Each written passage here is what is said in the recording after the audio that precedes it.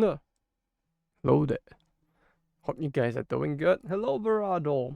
Welcome, welcome. The day's been... What the fuck was that? Hello, Dave. Hope they good you, yes? Maybe? Either way, I hope you guys have been having a good day. I just got back from a bunch of stuff. I went out for a bunch of stuff today. First, I went out to the Blue Archive Kokorabo collab thing. And I also went to the Love Live Dojin event, which was also today. Spent an hour looking for sheep in Minecraft finally. Wait, why do you need to look for sheep in Minecraft? You can just wait for the movie to come out, right? Eh, eh, Minecraft sheep movie, yes? Here's what I think about that.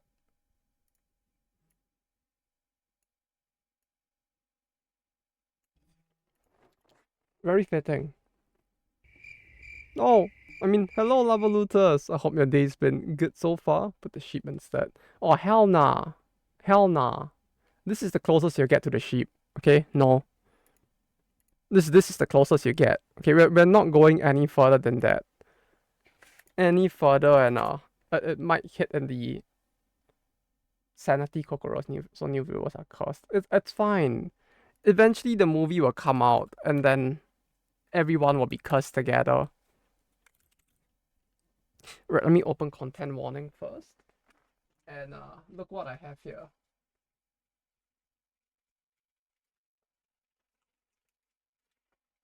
Ah, ah.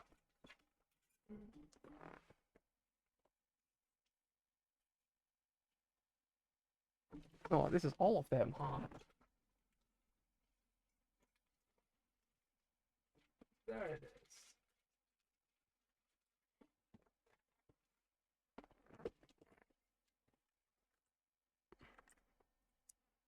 It's Naru juice. Actual Naru juice. See, it says right here that the contents. Shit, it's not focusing well. Contents Naru. So, I have with me Naru juice. Or rather, I have the entire set, I guess, of like all six. I kind of want to open it and drink it just so that like the cans will actually be. Oh, the label can be peeled off. It's in English. What the fuck? It says here in English. The label can be peeled off. Something something and like it's easily removable. So that's cool. Juice from Blue Archive Girls. Yeah, it's narrow juice. Very normal. Very normal indeed. How do I remove it then? It says that it's easily removable, but I don't see how I'm supposed to easily remove this thing on it. Oh, the glue on it. You know, it would be nice if there was like instructions on it. Slide out. Slide out.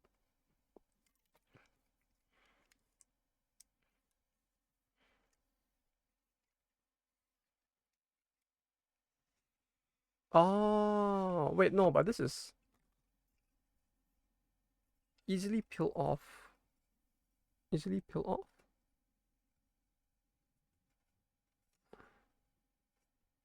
How easy is easily though? Oh, here. There's actually a arrow in English that says here. Cool. Okay, I should also get the game started up. We'll see how long it takes. If no one joins in 30 minutes, we can just do Mahjong or something instead. Since I don't want to just sit here for too long doing nothing at all. Okay, yeah, it actually is really easy to peel off. Can be used as a sticker, but I don't really want to use it as a sticker at all.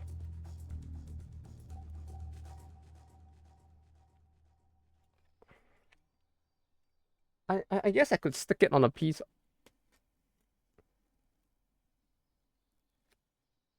You peeling that, not nothing. No, I mean like the only thing now is I don't know what to do with this now that I've peeled it off.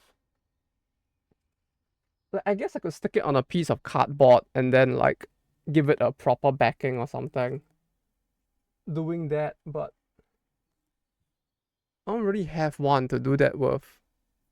Shit, I should have thought this through a little more before tearing it off, to be honest. What do I do with this now?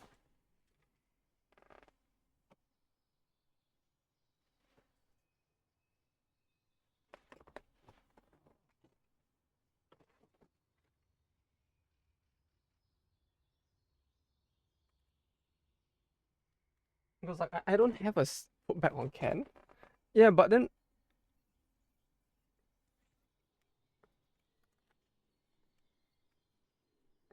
how easily would it go back on?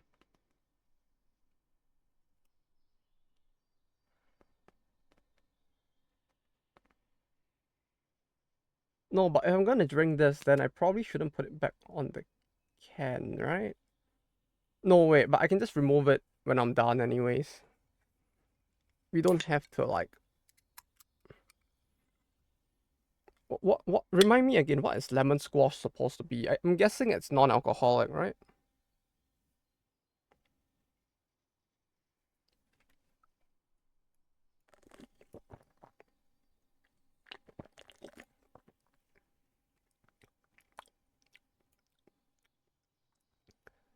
Lemon. Yeah, but like it's not like a mix of lemon and something else, right?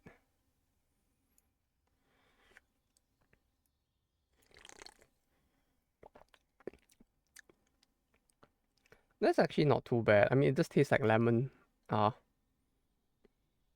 squashed. Haha. Haha. Oh yeah, there's no save file.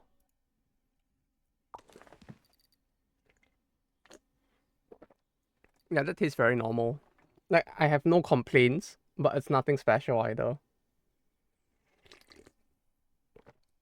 Now it's just more an issue of finding out where to remove and put the sticker on once I get it off the can, I guess. But yeah, aside from that, I was also at the Love Live Dojin event. That was fun. It's still kind of wild that like, well, I guess not wild, but like it still feels weird going to the Love Live one because like unlike other Dojin events, they don't actually sell non-book and art related stuff there, I guess. Like you can't sell goods or make like your own like figure, for example, and sell it there because of the restrictions that are put in place for like Love Live apparently. So everyone was just there selling dojins. So that was interesting, I guess, considering how full the event still was in spite of that. Like everyone was just selling books or yeah, I guess just books, illustration books, or others. They did not sell music. And music is fine apparently. It's but the music is really just the music was fine. I did find an instrumental album for it. It's just more like goods. I think that no, there were only two music circles in the entire venue itself. Which I do have it with me. Let me go get it actually while waiting. Since we have time and all.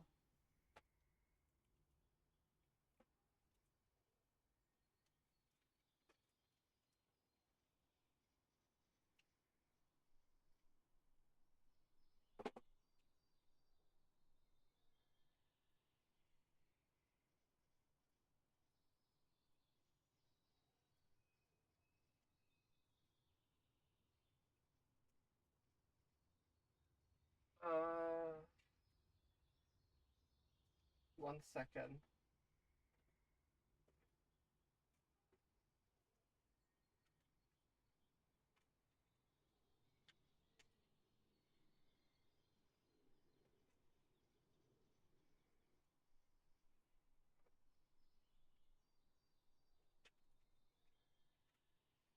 Right, it's in. Let's see what it's like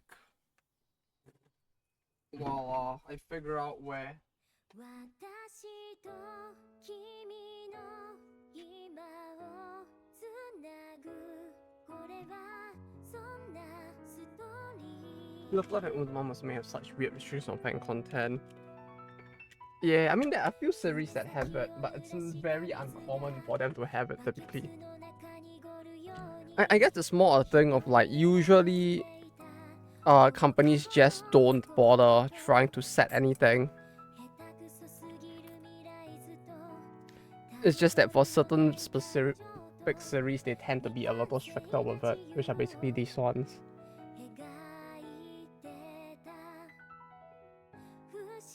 Like with Uma Musume, I can kind of get it because the restrictions aren't really a thing that are being put in place because like a game company or a company that's involved in weeb culture generally wants it to be there. It's most likely more just the K-bars being, you know, very out of touch with this side of like entertainment. Or maybe there's just some specific legal thing they're trying to like hold the line around, so they just don't want to deal with it. So like Uma Musume, I can get it. It's like it's just people in other industries being weird for all we know. So, eh?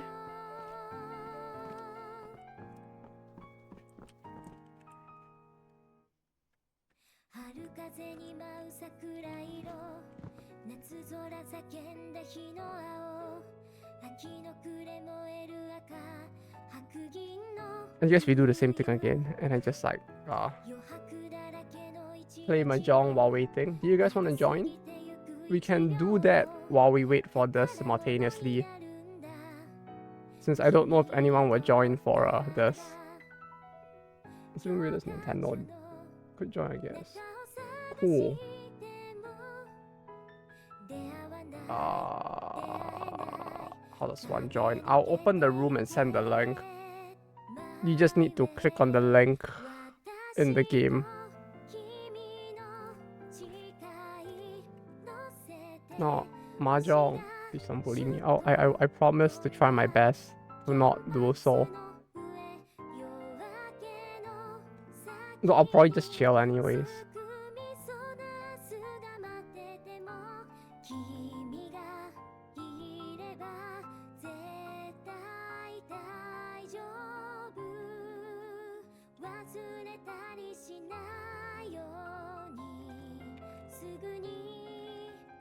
Missed GFD last night. Ah, that's a rip. Don't worry, you ain't the only one. I think like it has been going on the last few days and I've completely missed it, to be honest. It's fine, you don't lose out a lot for missing GFD anyways. Like of all things, I think it's probably the least painful to miss.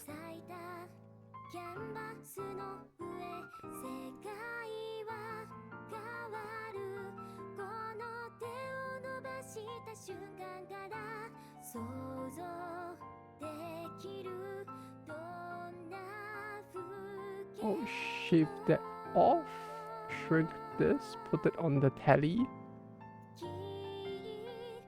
Like this, that's the British thing to say, right? Telly. Or something.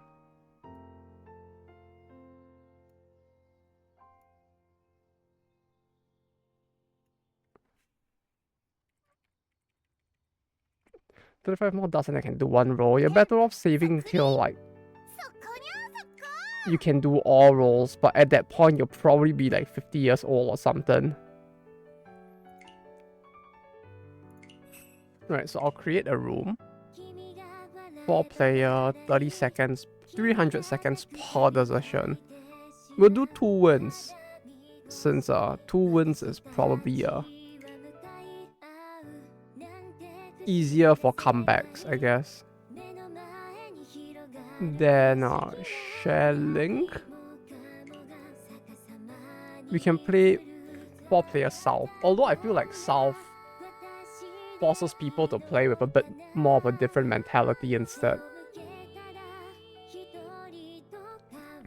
But yeah, you can join through that link. Don't change anything? What do you mean don't change anything?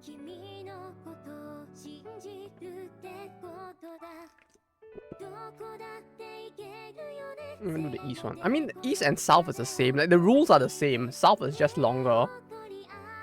And in a way, south forces you to Well, I guess South will teach you the meaning of the wind differences. So it kind of helps.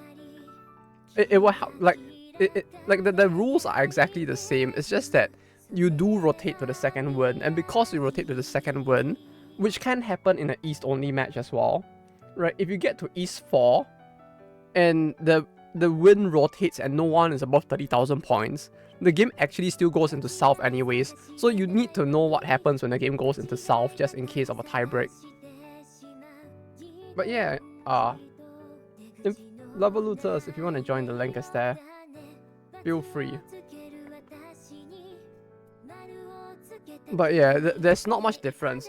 South just means that, like, after East ends, we will go through the full South as well. So it's not just going through one thing.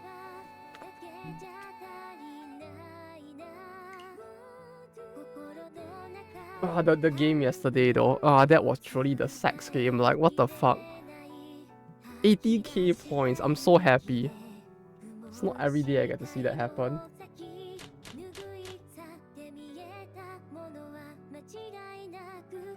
Okay, what the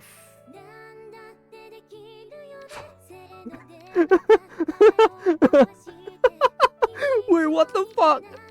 What the fuck? Hello? 2 bridges? Right from the start? My guy, what the fuck is going on? Shuffle those tiles. Not me! I swear it's not me. Holy shit. Watch this be a whiteboard. Oh, never mind. I don't get a turn. What the fuck are these tiles? This is actually disgusting.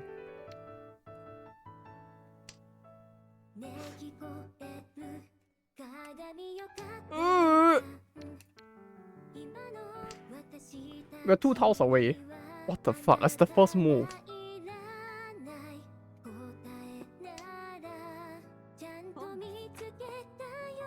Uh-oh. That's a little scary though. This is a little scary. It's a 5. What's the win again? The win now, if you mean the win in the middle, it's East. The win, Hand of God, 13 orphans. Oh, I threw that though. The 13 orphans, right? Shitoiko? No, that's not the one. That's the 7 pairs. There is the 13 orphans, which is the one where you have like one of each of the 1s and 9s and one of each of every single win. And if you get that on the very first head and all of no, sorry, one each of every single honor tile and win. And on top of that, you get the 1 and the 9 of each suit. And then you just have a 13th tile. That is like whatever. And if you manage to get that, it's a double, no, it's a Yakuman, which basically means I think 48k points straight away. And I know in like East it will instantly bankrupt a bugger, so it's like it should be like 48, I think. It was perfect. I was the fool. If I had kept this and this, I might have actually completed the hand. I was the fool. No, if I kept this, the hand would actually be complete. I just tossed this. That hurts. That hurts.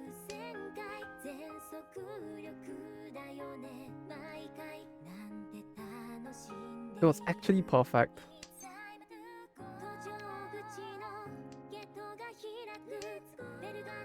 It actually was, but I fucked it up.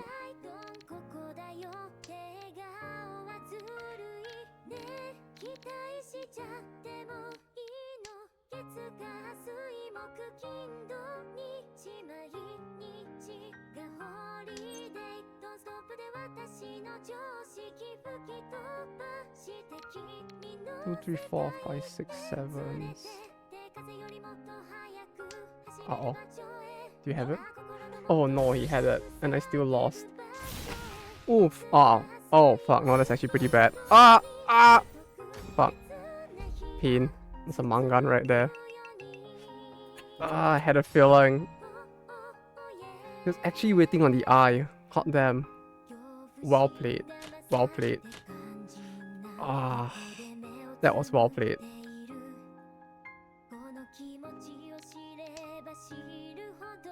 I squandered that starting hand. It was so good, and I squandered it.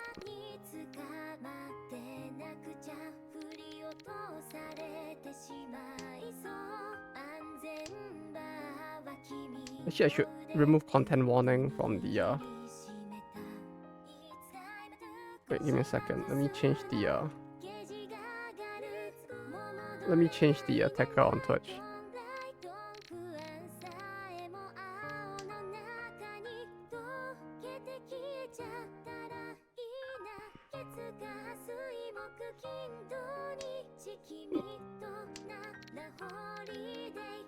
Yeah, typically you'd want to throw the 1s or 9s first though, cause like these are all this Dora. I mean that's a good thing, right? If you have a whole bunch of them.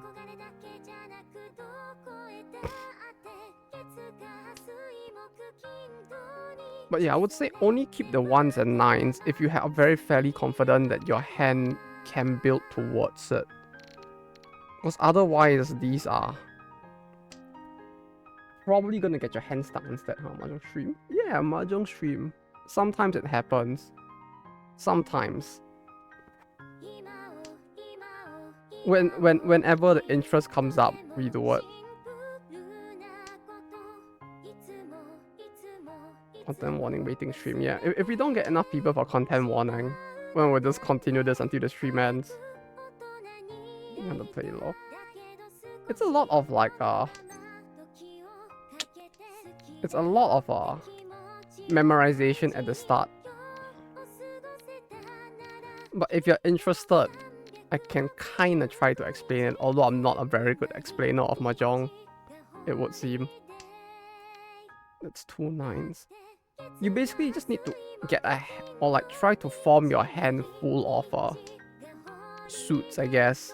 Like your hand will always have a end of 13, so whether or not it's here or here, it will always end by 13, in 13. So your goal is to, is it 13 or is it 14? 2, 3, 4, 5, 6, 7, 8, 9, 10, 11, 12, 13. They're 14, sorry. But there'll always be 13 in your hand and then a 14th tile that will be drawn somehow. Your goal is to get the 13 tiles in your hand to be a single pair and then suits of 3 tiles that do something together. So they'll either be something like this, where there are 3 tiles that are ascending in order, or 3 tiles that are exactly the same like this. You just need to form a hand that it's pretty much all just that, plus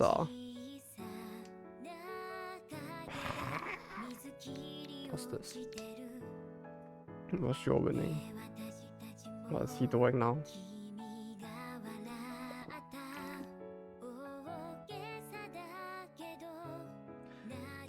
One thing that playing on this makes a little more difficult though is trying to see where a person is tossing from though.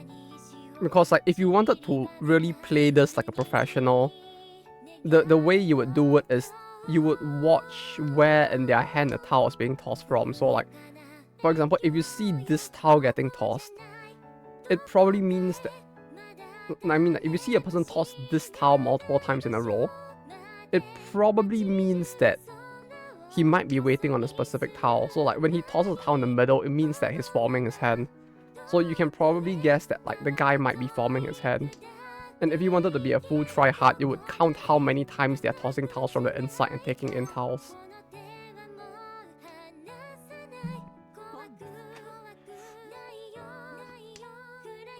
What's the stretch reading the toss tiles? There are many strats to reading it, but basically you would want to I guess we can go along. I can like, no, okay. There are many ways you can read the toss tiles. Well, I guess no, I guess there are specific ways you can read it, depending on how well you know the game. For example, one of the standard theories that people use is something called like Siji. So it's basically number theory where you assume that. So like if you're assuming that your opponent's hand is not all triplets like this, you can kind of guess what is in their hand or what they're waiting for via the discard pile. For example, like if we take like Rosio for example, right?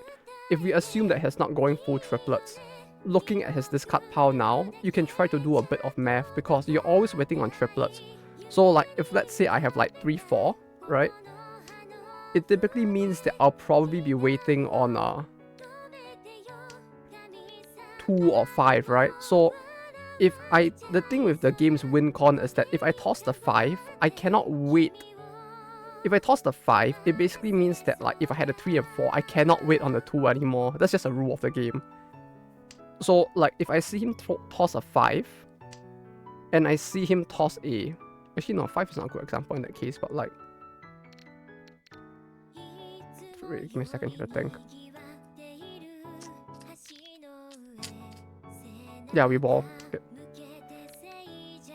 So the way you could read it is that like in this case, right? He has is that a good 8, 7, 6, 5? Yeah, like so like in this case, he has thrown an 8, a 5, and a 2, right? Okay, wait, 3, 4, 5, 6, 6, 7, 8, 9. So this should be safe.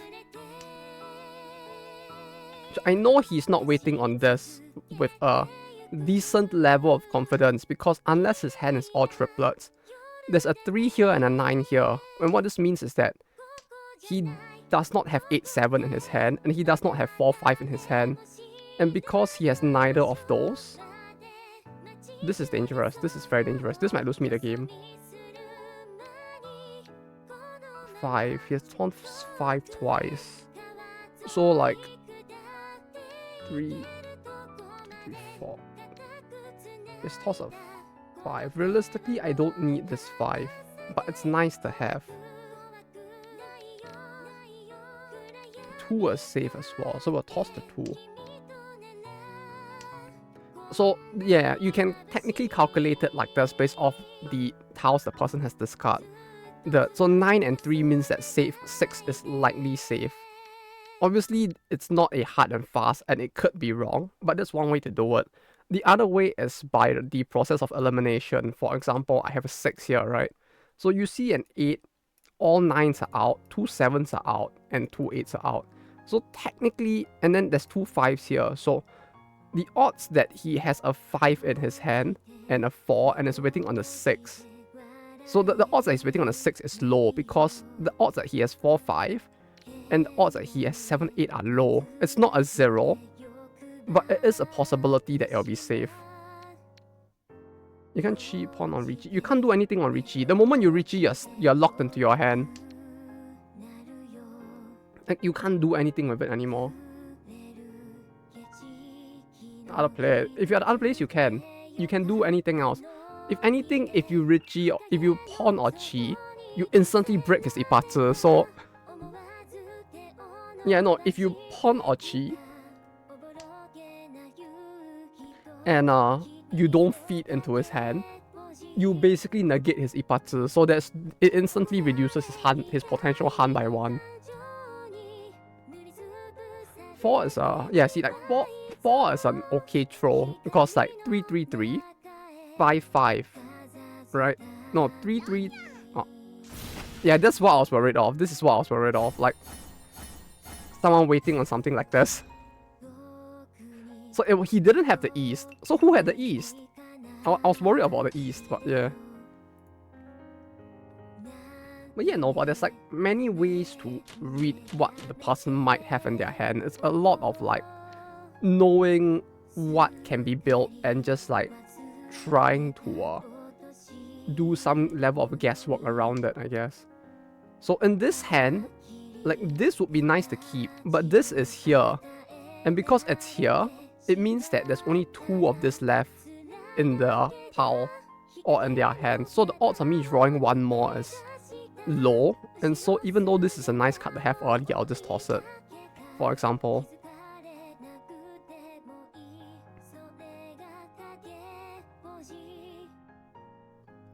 And yeah, so it's like I would say with Mahjong, at the start, it's a lot of understanding what hands can be built first.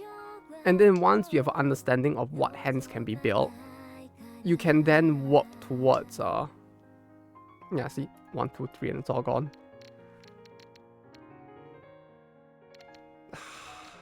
So this is isolated. This might be bad for me, but we'll keep it for now. Actually, do I need 2? No, I don't necessarily need this. Yeah, because this serves the same, because if I keep this, I'm waiting on a 7 here, which either way, 1, 7 is already out. So like tossing that and keeping this is probably better. On 6, 7, 8. He might be going half or full simples. I mean, not simples, bamboo. Like a full or half flush. Because if he's not going either, then Infidev's hand is now stuck. Almost 5 counter on POW. These ones, yeah, these count. Basically, the way it will work in an actual game of Mahjong is that you would...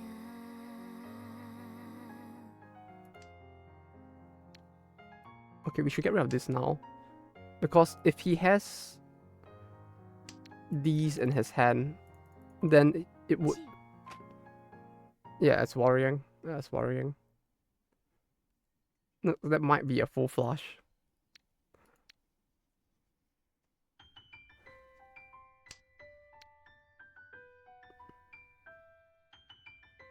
No, it has to be a full flush or a half flush at this point. Like, it can't be anything else. Like, this instantly kills it. He threw the dragon. This is out. This is dead. This is out. So, full flush possibility is high. So we'll chi this. Toss the west wind so he can't make use of it for a half flush.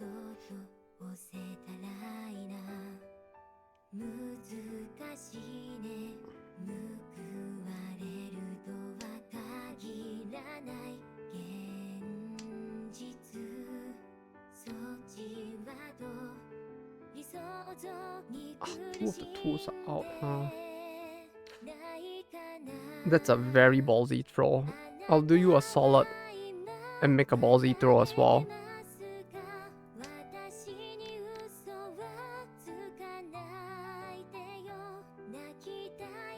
One is a very ballsy throw there. I feel like the 1 bamboo. Better have a good night, gents. Alright, Nova. Thanks for dropping by and have a good rest.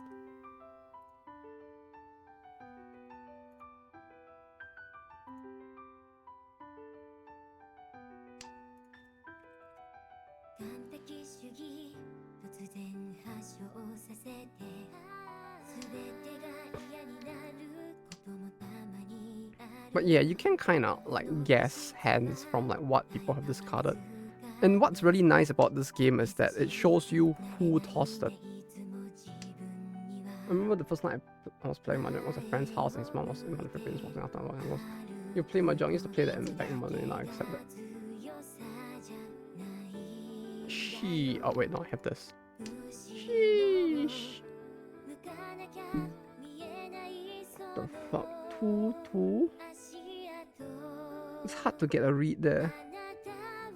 I got a 6 from him once. This 3 tiles came from him. So Rocio might be building towards like...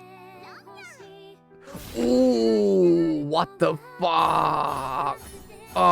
You robbed the cunt. Oh, damn. Of all the tiles, that was not what I would have expected either, to be honest. I would not have expected that. Hot damn. That was really cool. A full straight. And that's why I threw it. Yeah, understandable. 1, 2, 3, 4, 5, 6. No, 6 is not enough to go for it. We can't meme yet.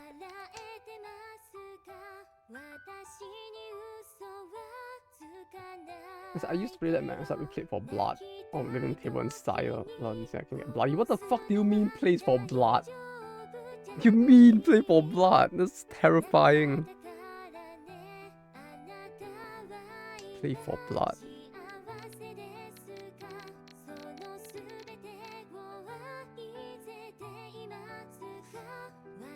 Liquor and mahjong. It sounds like some Yakuza shit where if you lose, they're just gonna like or something.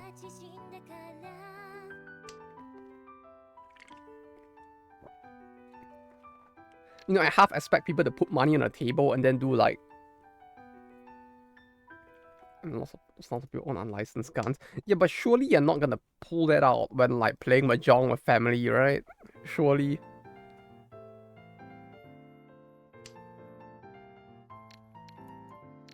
You'd be surprised, my guy. What the fuck?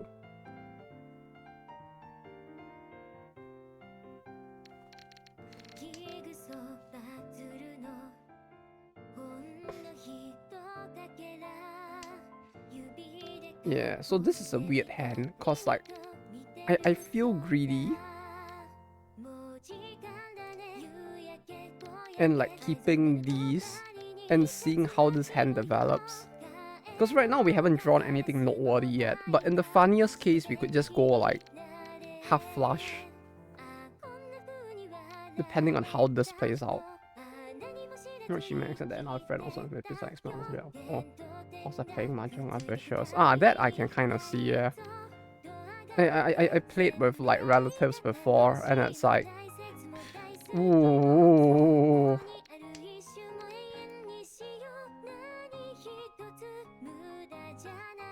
People can be quite terrifying the way they play. Especially depending on the rules, cause like depending on the country, the rules that they play with can be very different.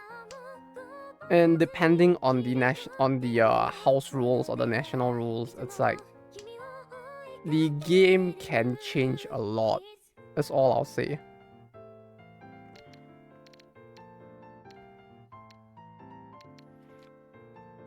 Like MCR, I think that's what it's called, right? MCR. Which is like, yeah, Mahjong competition rules, which is like the global Mahjong, has very different rules from Richie SS. Then like Hong Kong has its own set of rules. Singapore has its own set. I think Taiwan has its own set as well. Like every region, every nation, like the Philippines probably has like some changes to the rules as well. It's quite interesting to see how the rules are like, how they differ across regions.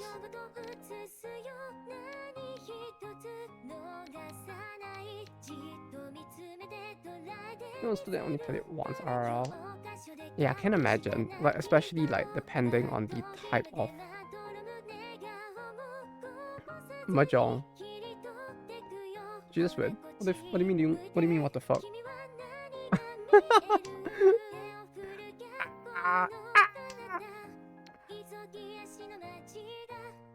He got trolled by the game. It's a big troll right there.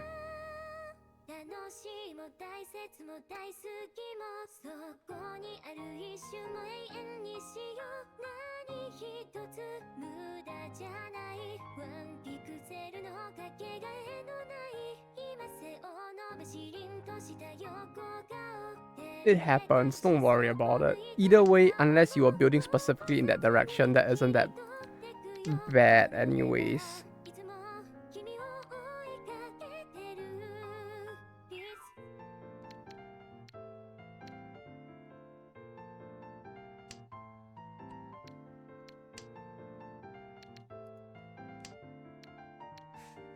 Two, three, four. 2, 5, 4, 8. 2 4s. This bruh, wait, what? Oh, yeah, the double Doras. That's very sus of you, bro. That's very sus of you. It's almost like saying that you don't need like marbles at all.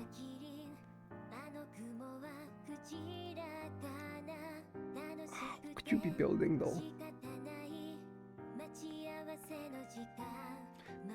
9, 8, 2, 3.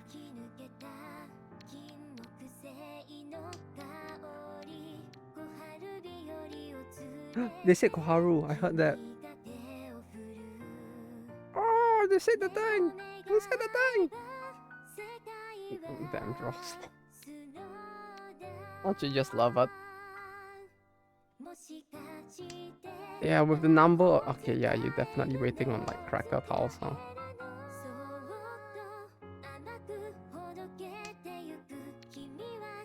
This makes this kind of worrying to toss. 99988. It's worrying, but I'll take the risk.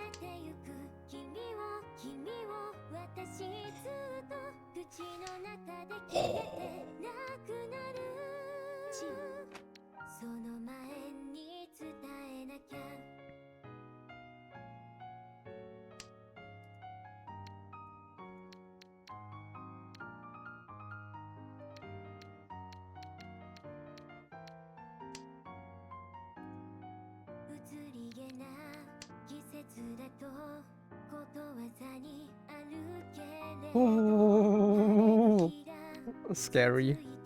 Very scary.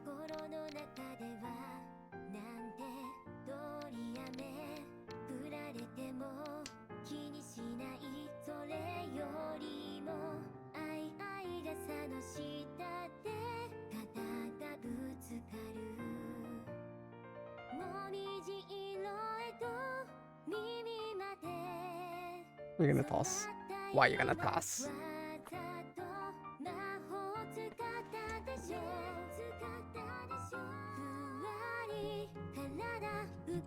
I feel like he's waiting on exactly the same tiles I am.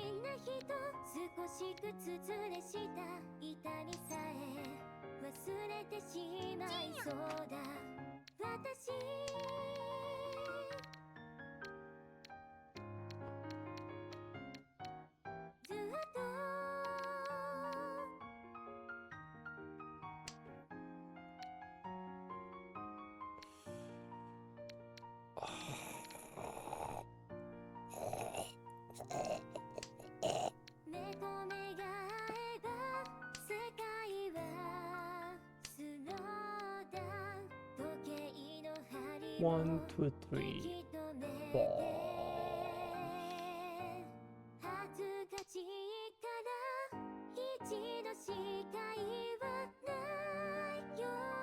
Four should be safe. Maybe. No, it's not necessarily safe. No, it might be safe because I have the 5 and the 6. 5, 6, 7. What's he doing? He's waiting for the east wind, isn't he?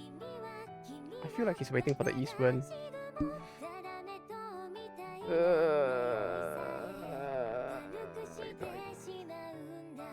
No, I can't.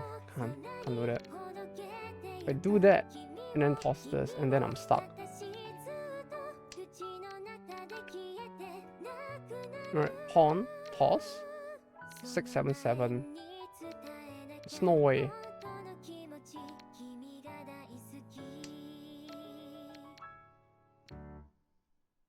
If anything, I should toss this.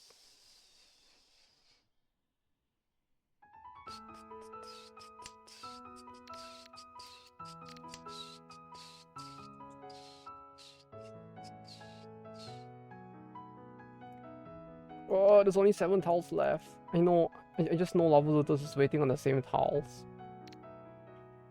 He's definitely waiting on the same tiles.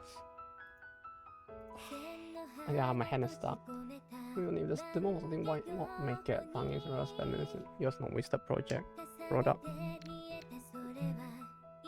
It's because of the fact that they have like basically gone public at this point, so they don't really have the capability to like make what they specifically want to make anymore. I guess the best way to put it is that like the understanding of like what gamers are in the market of games is a bit how can I put it? Because these companies go public, growth is expected of them. But because growth is expected of them, yeah, okay, that was where it was. God damn it. Wait, but that was not a winning hand. Why the fuck were you holding on to that? My dude, that wasn't even a winning hand. You literally played for Tenpai. I mean, yeah, it was too late. Like, holding on to it actually worked in your favor, to be honest. But, like, what the fuck? So that's where it was. Yeah, you made a good decision there. Like, keeping it actually helped you to win that hand instead. I was waiting for you to toss your bamboo tiles, lol. Those were the tiles I was least likely to toss, if anything. Like, if anything, you should have waited for me to, like, toss something. You should have just built around, like, everything that I was gonna toss instead at that point. The bamboo was a stretch, cause, like, at that point, I was just like, yeah, waiting for it to come. So I could at least do something with the hand, but nothing came. 6, 7, 8, 1, 2, 3, 4. We could toss this. What was I saying again?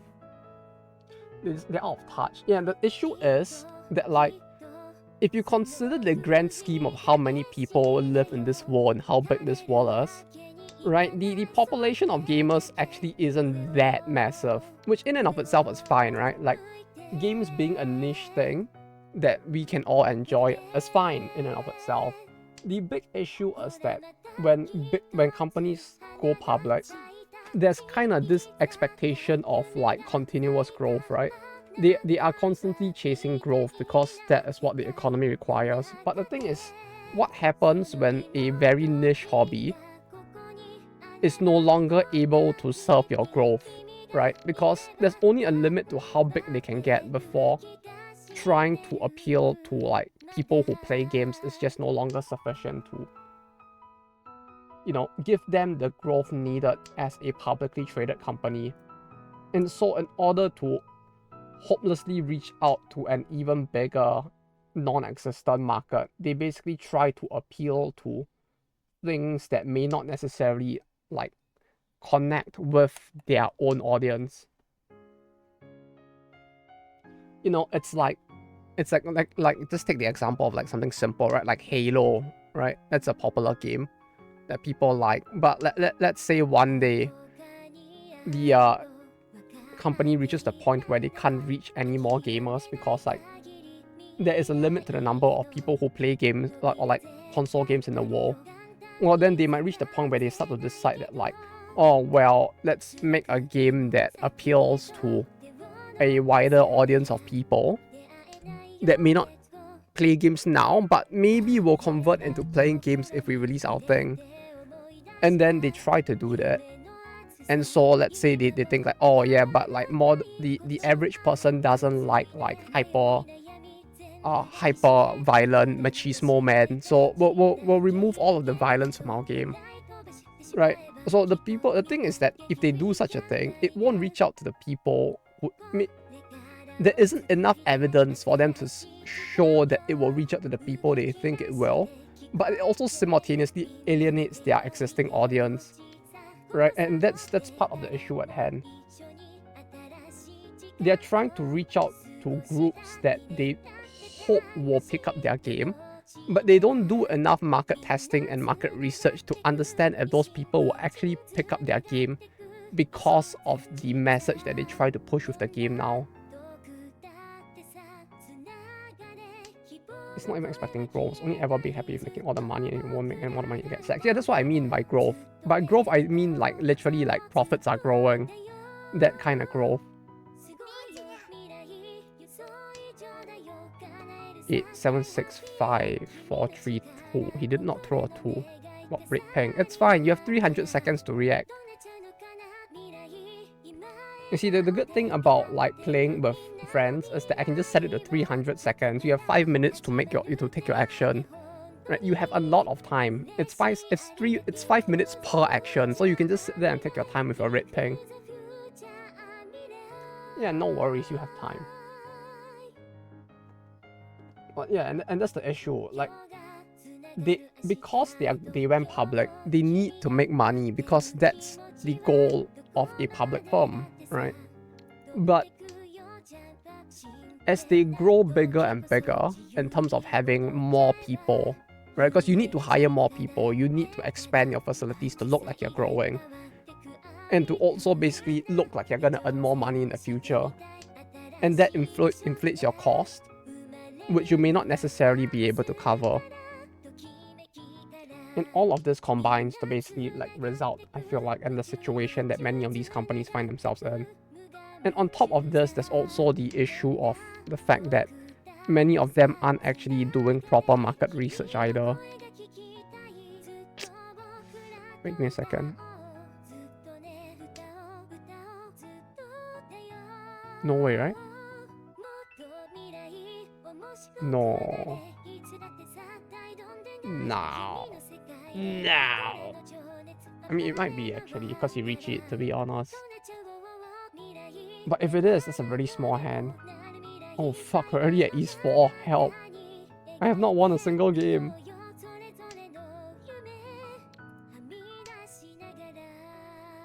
But yeah. I mean, if you think about it, right? Like people meme it a lot. But you look at like something like fucking Valve, right?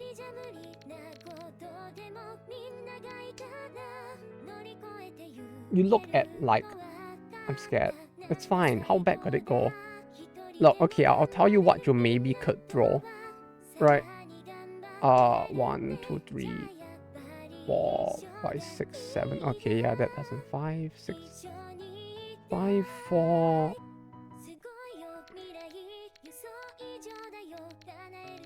Shit, I haven't got a clue either at this point what to toss.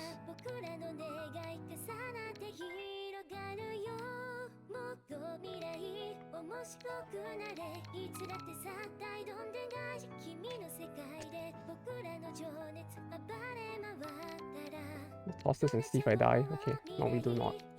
We live another day. But yeah, poor market testing has always been an issue within the industry as well. Like, you look at like some of Valve's older games, right? Like how they used to do market testing back during the era of Left 4 Dead 2. I don't know if you guys actually saw like the interviews from back then, where they were literally going to the extent of getting people to come in, focus groups to come in, get people to play the game, and they would record like the hand sweat and your heart rate and shit like this to try and figure out the best way to pace the tempo of each individual level. Like, where do you like pick as areas where the mobs would typically spawn? For example, Ron?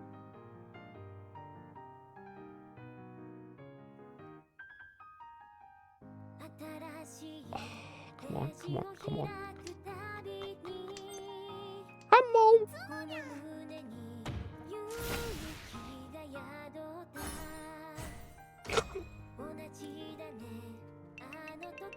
Hey, Lamau!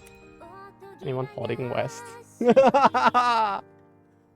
Yes! Win is win, lol. I got 2 free Dora tiles eaten. I'll take it. It was so close, and I was like considering maybe breaking the hand at some point, cause like it was such an opportunistic hand. Like, if it went like, we were so close to the end, I didn't want to break it. Why any stream is showing matches? Is it loot? Is it big loot? I wouldn't be surprised if it was. Well, I just hope good stuff actually comes out in the future. As do I. It would be nice, but I really do feel like the good stuff that comes out won't be coming from AAA, not for a long time. We might see good stuff, but if you want good stuff, you probably shouldn't be looking at AAA to deliver the good stuff now. Because there is good stuff out there. There is good stuff. It's just typically not made by the AAAs anymore. The next game crash. Yeah. Like, as fucked as it is, that's actually true. Because the thing is that the companies are too bloated now, and the only way you would see any form of like recovery is when like the market crashes bad enough that these companies have to restructure.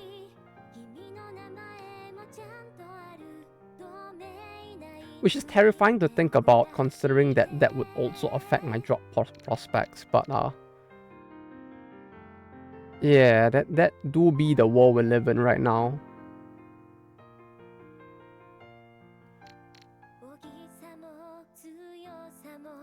The big ones are too big to fail. Yeah. I mean, they, if anything, they really need to fail right now. You swine. Ah.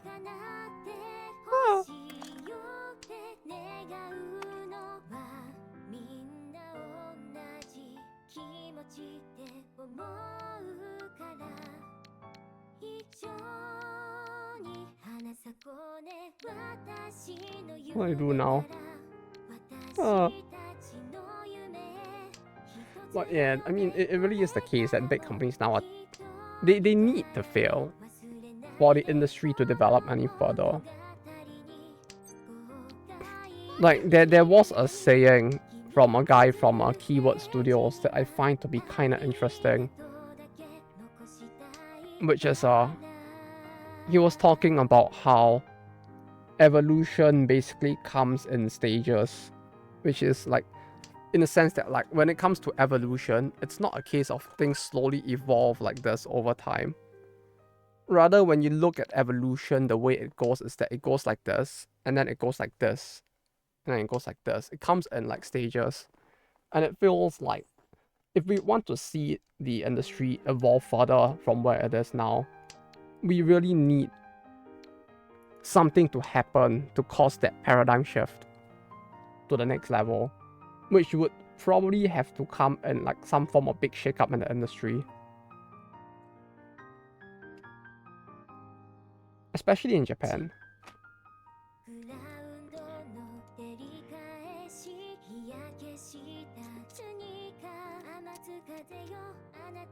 Dang. I've seen a lot of high-profile live service games crash horrifically. Ubisoft and Borrowed Time, so that might be it. Yeah. I mean, live service crashes are an eventuality, I feel like, out of all the types of games out there. Like, it's an eventuality just simply due to the fact that people don't have the time to be like playing so many live service games all the time.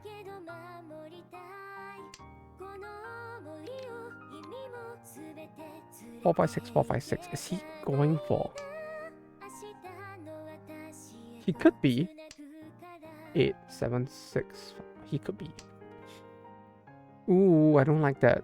I don't like it. No, but 2 of the 6s are out, so he can't be getting the 3 of the same pattern in 3 suits, I think, unless he already has it at hand, which is a possibility. It'll be a really nice hand, but I don't know. Assassin's Creed nail on the coffin. I feel like, yeah, it might be the nail. I was gonna say like Skulls and Bones was probably like the start of that, but like that was already pretty bad as well. So that was a pretty online. Concord was essentially a $200 million loss. Yeah, but like the Suicide Squad game, wasn't that supposed to be like a single player experience that they made online only or something? Was it a actual like, you know, live service game? Like I didn't follow it very much, so I could be very wrong here, because like I just heard people talking about it, and like people were when people described the game to me, it sounded like a single player experience instead. That was somehow like they made it to be like always online, and that's why it failed, which was like, why would they even do that?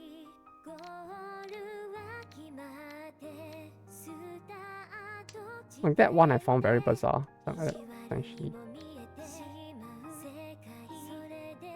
9, 6, 9, 9, 6, 6, 7, 8, 6, 6, 6, 6,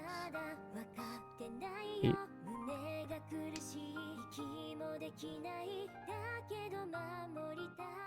It's such another complete write-off in the range of 200 million.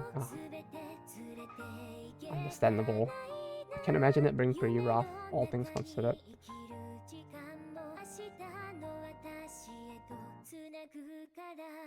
Oh, you know what I could do? I could put my image here. It will make me super tiny and put me over here. Okay, maybe not. That's a little too tiny at that point. Uh,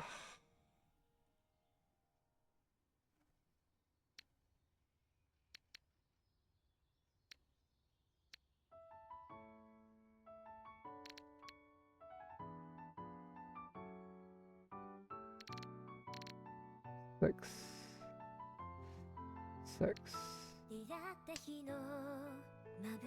What's cost the income of that game compared to the cost of the game was essentially a rounding error. Please, please.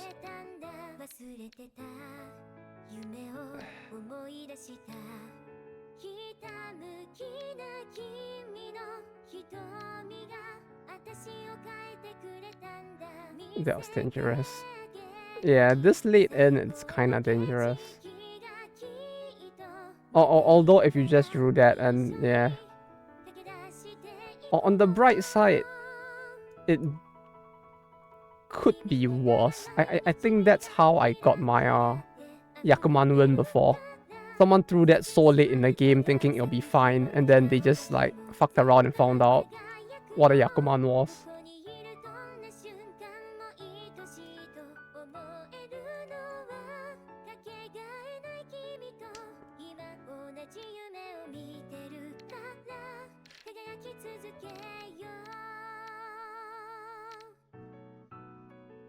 Five, 4, 3, 2, 8, 7, 6, 5, 4, 3, 3, 2, 1. Fuck. No, but the ones are all out. Okay. It's almost 20 as Love Life Mobile Service. I think like the issue with Concord is I feel like they gave up too quickly considering like how badly they fucked up with its like development time. Like if they were gonna go like all the way and like spend 8 years developing that game, I feel like they should have at least, if they were desperate, they should have at least just made the game free to play instead. And prayed that maybe it would pull in a decent enough player base. I mean, it probably would not have, but it seems in very poor taste to just like EOS in such a way.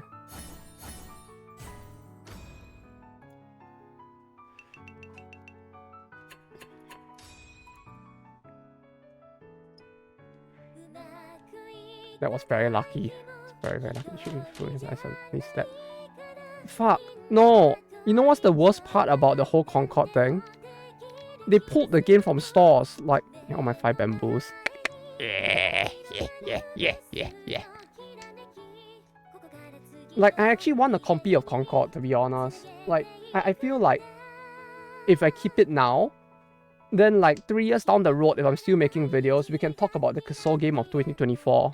And like, that, I feel like that game would come close to being a console game of the year, to be honest.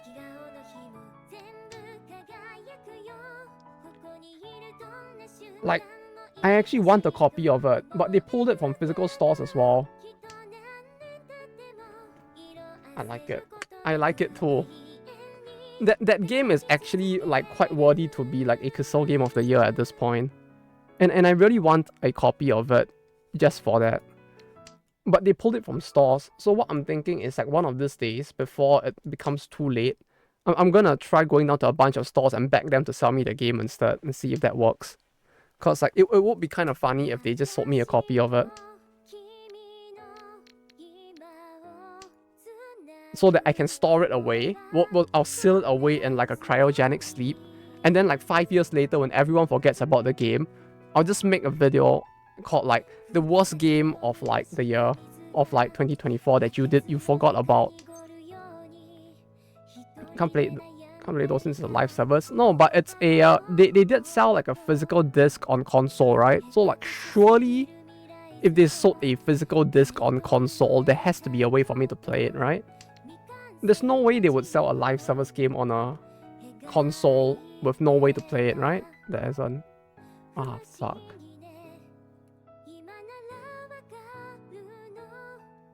Do I? Do it. Do it. I mean, there's no loss in you doing that, to be honest. And uncan counts as your hand is still closed. So like, even though this is here, your hand is still closed. So you're still good. It's multiplayer only. Shit. Fuck. There goes my master plan.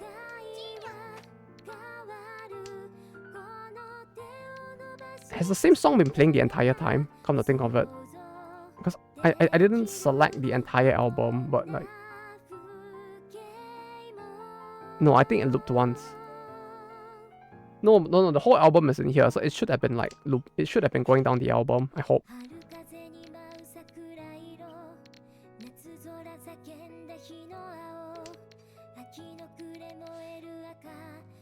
Shit. Now I feel like I should have bought the game and played it quickly just to get like a few hours of footage so that like 5 years down the road I could make that video. The worst game of 2024 that you've forgotten about. Oh, I would have been perfect. It'll be like the thing with Nikocado Avocado right now, right? Where it comes out that he's like performing a 5D chess play. And it's like, I've been losing weight the entire time and I had like 2 years of videos prep so that I could lose weight and have people think I'm fat.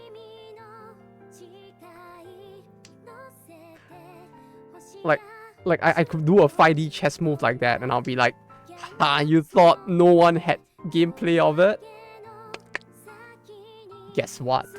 I actually had gameplay of Concord from 5 years ago, all ready for this video.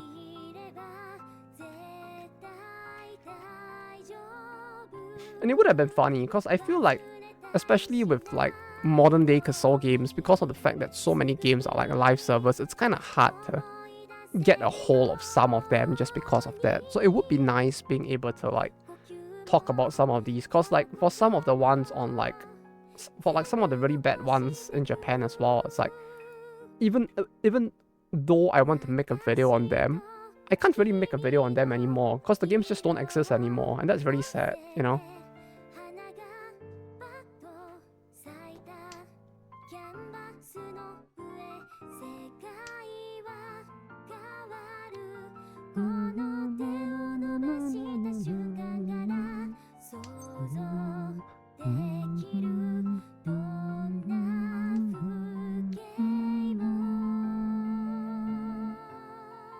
Should I have pawned that? I thought I should have pawned that.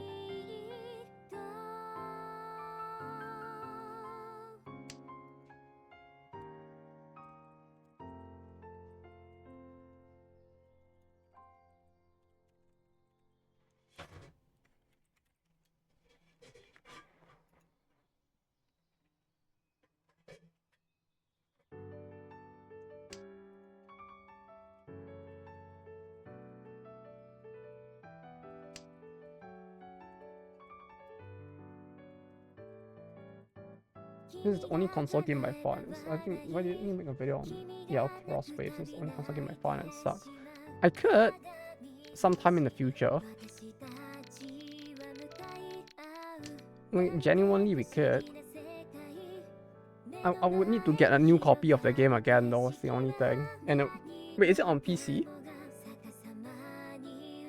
I feel like if I do make a video on AL Crosswave, I would want it to be a video compilation of all of Compile Hearts games.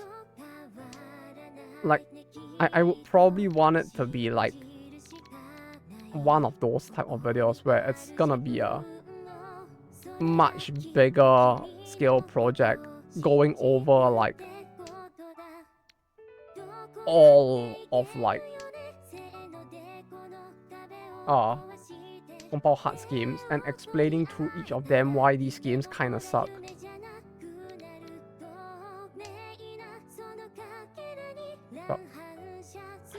Oh, that's scary. Like, because like Compile Heart has had, I mean not just Compile Heart I guess, but even before Compile Heart, like Idea Factory has always had a very bad reputation within Japan, and I feel like it would make for an interesting video if we just went, Jesus fucking Christ, if we just went through all of it and like we went through one by one why each of these individual games were bad.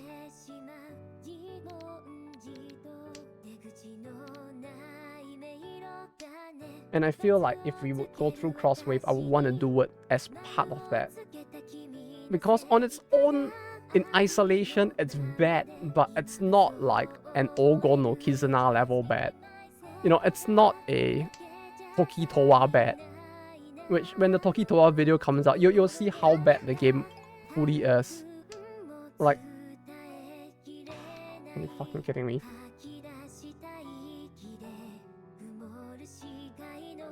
Where's one game I absolutely Dokapon Kingdom? Yeah, but Dokapon is a Sting IP though. To be fair, Dokapon is a Sting IP. It's not a Idea Factory IP. Yeah, the developer is Sting, not Idea Factory. Okay.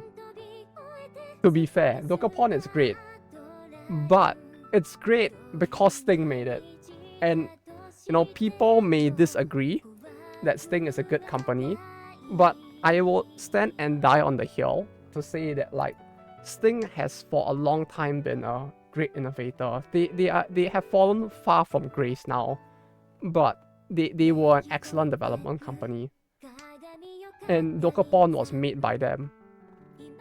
Like the moment you said Dokapon, I immediately knew because like that's how much that's how much of an impact their games had on me.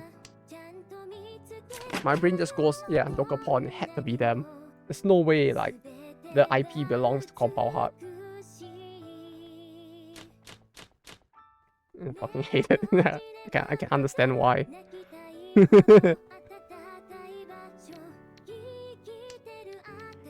Yeah, their games do be like that. They end up being this weird mix of like frustration and happiness. It's like Riviera was kind of like that as well. What else was there?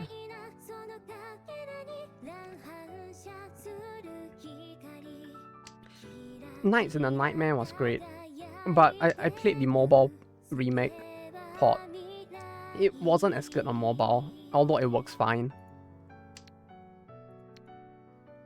I mean, they didn't be in a similar on a voice call to get the most out of Dokapon. I can imagine, yeah, multiplayer, especially since it's like one of those like party-ish games. Oh, and I forgot to say it, but hope your day's been good so far, Yuri. But yeah, I mean, if Crosswave is on Steam, I might just get it at some point while it's on sale, to be honest. Just for the memes.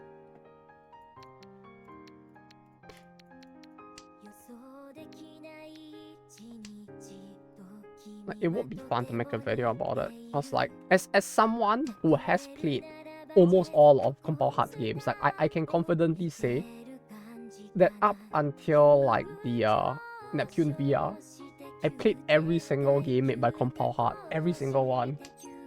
Right, even Kaiji I have played now. And I can say as someone who has played every single one of their games kind of suck. But there's always something interesting you can get out of their games. There's always a nugget of an interesting concept in it that you can look at and be like, that looks like if someone took that idea and refined it, this would have been a fun game. And when I applied to them, because I actually did send a resume to them, and under the description section of like, why do you want to work here, I wrote exactly that. Unabashedly, I wrote that. Oof. Oof. Ah, okay, that's not that bad. Oh, you did it. White Dragon.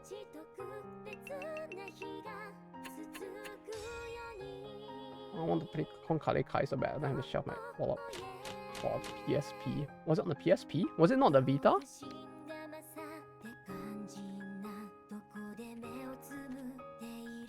Konkale Kai was there. Was the Vita? PSV. Which is even more expensive if anything. It's gonna be even more expensive.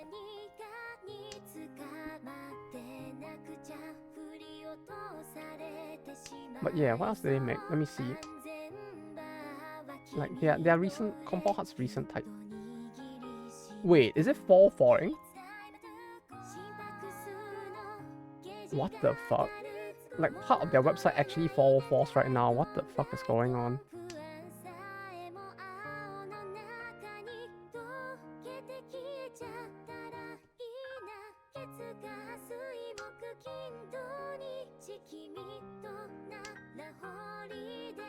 the fuck is this website design? It's absolutely horrible. No, now it works. I guess I just have an old deprecated version of their website open or something. That's really weird.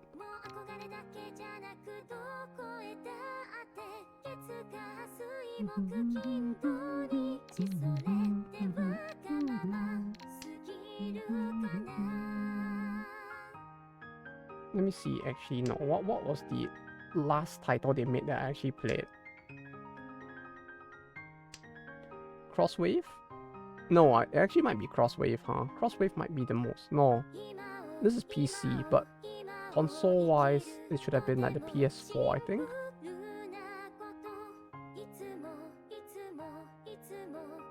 Not visual novel. So even their website is incorrect for the company. Yeah, like, I don't know if it's just deprecated or something, but like part of it just didn't work, and that was really weird. Like I was like, maybe I just had a very old version of that site open, but when I clicked on PC, it's like it just started crashing. Death End Request, Code 7, Code Z, Boso Jigen Neptune. That released this month. Oh, they made a Toho game, huh? I might give that a try, actually, the Toho game. I did not play the new Senran Kagura, I did not play Mary Skelter, nor Dead Alive. I did not play BBB. Azurlane Crosswave. It really was Crosswave, huh? The last game they made that I actually played. It's crazy. The last RPG game they made for Neptune that I played was this one. This one. Yusha Neptune. This one. You know what happened in the game? It's soft locked, and I never finished it. And that's the last time I touched one of their titles ever again. Until like Crosswave.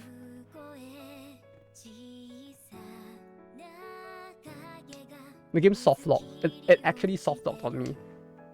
I was like 18 hours in. It's soft locked. And I was so pissed. I just never finished it. Because like there was no way to finish it. I had to wait for a patch.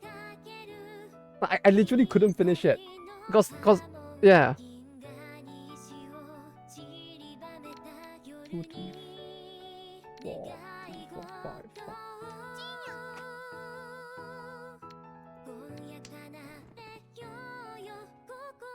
4. So like yeah, that was kind of sad. But yeah, there were a lot of, like you said, there were a lot of visual novels released there. Actually, there were a lot of games released in Japan there. Some of which were kind of garbage, but some that were quite fun as well. That the rest of the world just never got, and I still find that to be a very unfortunate thing.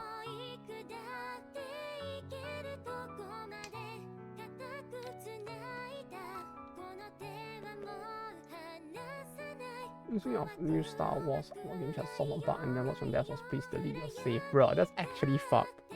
The fact that there's no way to fix it is actually fucked if they're just gonna tell you delete your save. Who bought the game for on bruh. This downright this fucking sad. Holy shit.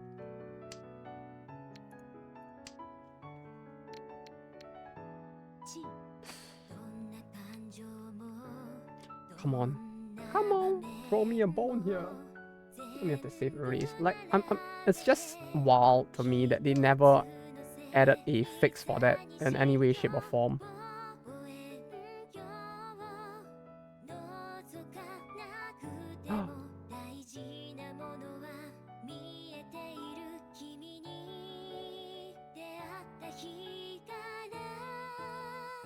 No, this could actually go really well. What the fuck?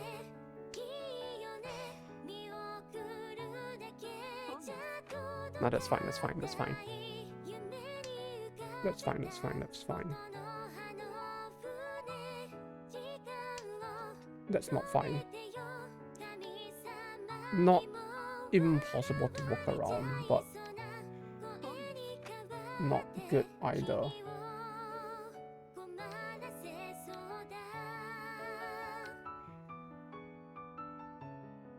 Bro's edging me right now. God damn it, for everything the same house. Bro, am I getting edged? Like, what the fuck is going on?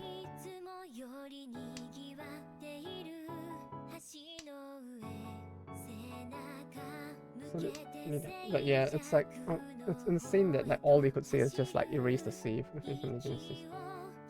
Let's do something else. Yeah, like, this part of what made me so tilted with it. Past 3 games.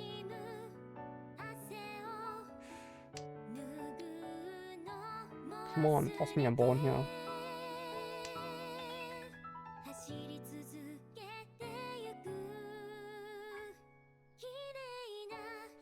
Please, toss me a bone. And I'll show you the sickest black backflip you've ever seen in your life. What the fuck? Ah. Oh, I'm sorry. It's the reason I don't pre-order games or even buy them on release. Yeah, nowadays, it feels insane to think that we live in an era where like a AAA title is not something you can just like purchase anymore. You know, like a AAA title is now a gamble that you have to put yourself into with the chance of getting a flop like 1 year down the road. Well, I guess maybe only getting a decent game 1 year down the road.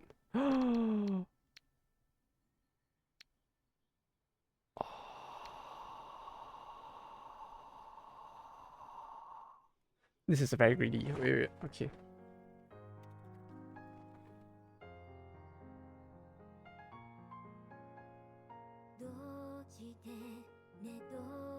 No. We go all the way. We go all the way. We go all the way. If we lose, we lose. Fuck it.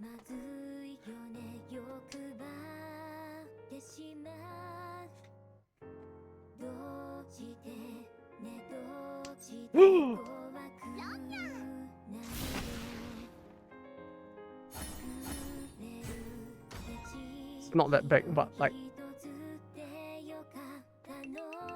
it's a very beautiful looking hand. It's not that big, but it's a very beautiful looking hand. I don't know if you did that intentionally, but ugh. I feel a little happy here now.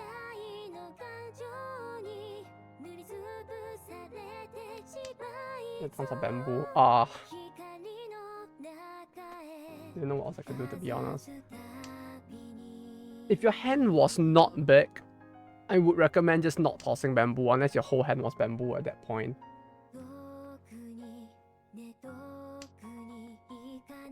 Like that's the more advanced, what I would consider the more advanced part of playing Mahjong, where you start to consider like hand breaking and defensive play where necessary. Basically risk management, the thing that probably none of us here are probably like, you should probably ask none of us here to do. Only 2 bamboo. Ah. No, but you had your whole hand there, right? The other way is you suji the bamboo. Although I would have to go back to the hand and then like do the cross analysis on it. No, but I didn't really toss much bamboo, did I? No, I did toss... Did I? I may not have, actually. I need to see the hand again. Or like the discard pile again to know for sure. It's a lot easier to analyze with the discard pile there to like point and talk about.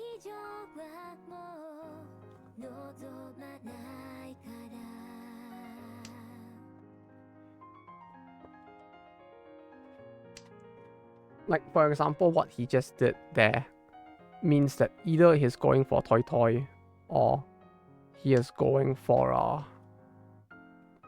half flush and he is fairly close. Right, if he has the confidence to 4, 5, 6, 4, 4, 5, 6. 3 is gone. 3, 4, 4. 3 is gone. right? Because he is west and you see north, meaning that like he either is going for all triplets, or he's going for a half flush, or he's going for like terminals. Cause like the fact that he's tossing like 3s and 7s means that it might be that he's going for a hand with 1s and 9s in them. We'll have to see. But this is where you start to make guesses as to what's in your opponent's hand. Like with Infidave's hand, it's like it's probably Tan Yao. If I had to just look at this, but which is like it's not a lot of information at all. What does 1 and 9 need? You basically get a hand of all terminals in your suits. So either tiles that are 1, 2, 3, 7, 8, 9, 1, 1, 1, 9, 9, 9, or what he has here.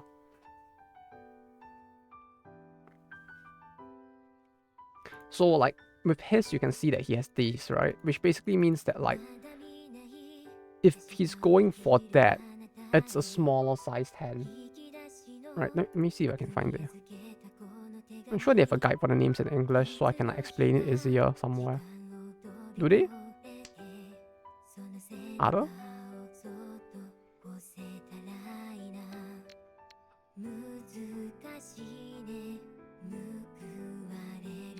Can't access in game. Is there no way? I guess I'll open it in the side window.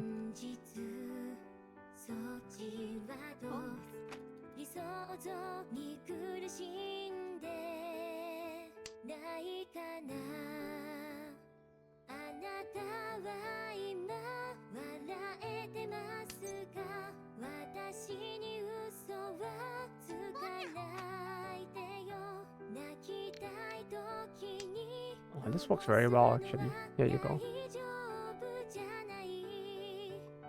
So shit. Okay, I have to like scroll up properly, huh? What I'm thinking of is that he might have all terminals and honors. Basically this one. Actually no, this one isn't that good because it doesn't 200. It does say 200 at the top. Okay, so that works. But even then, I don't like this example because this example only shows terminals. But that's not completely how this hand works, if I recall, right? No, oh sorry, no, I'm thinking of... No. I'm pretty sure that's not how that hand works. Fuck it. I'll look for a better example. Club Aquarium has been announced. The what now? Send link. I'll find a better one to send. Wait, which... Who what aquarium? For Azure Lane?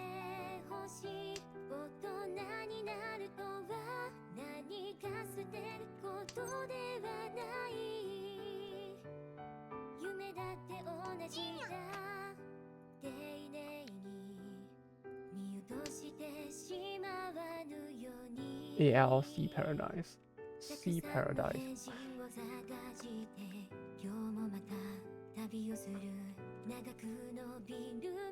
Yokohama. Yokohama. Holding period 9:5 to 9:30. That's not too bad. Mahjong Nyaku Shida.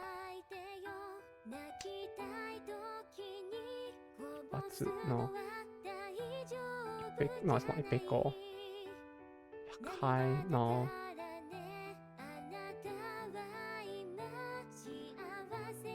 Nihon.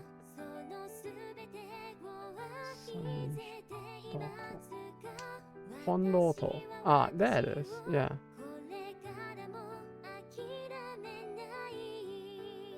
No, I guess it's more of a Chantan, if anything.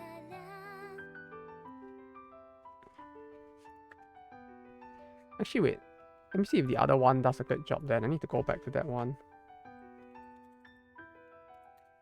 Well, I feel like I didn't mention a Chantan in that one. In the graphic that I pulled up before.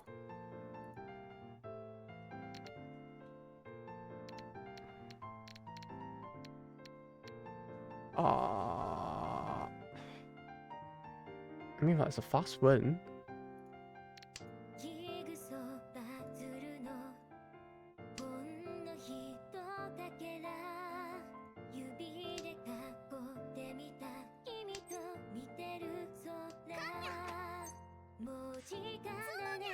Oh, that was sick.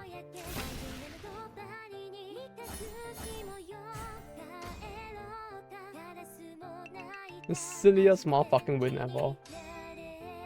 Is that this kind of card games you might like bother try? I have heard about it. I do plan to try it at some point. I have heard of that one. Slowly chipping away at points. Yeah, it's all the small victories.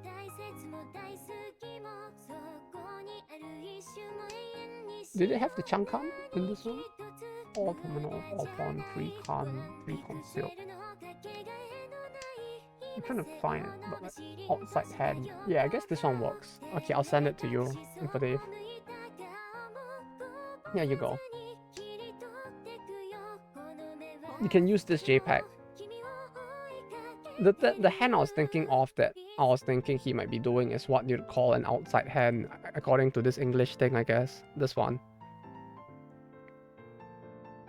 Where it's like you can either go 1, 2, 3s, 999s, all of this, and like honor tiles.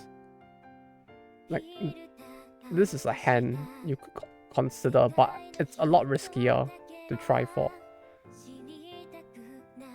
This is easier, and you know it works out kind of well because you're basically building 2 hands in one. Yeah, all terminals and honors, but it's also very difficult.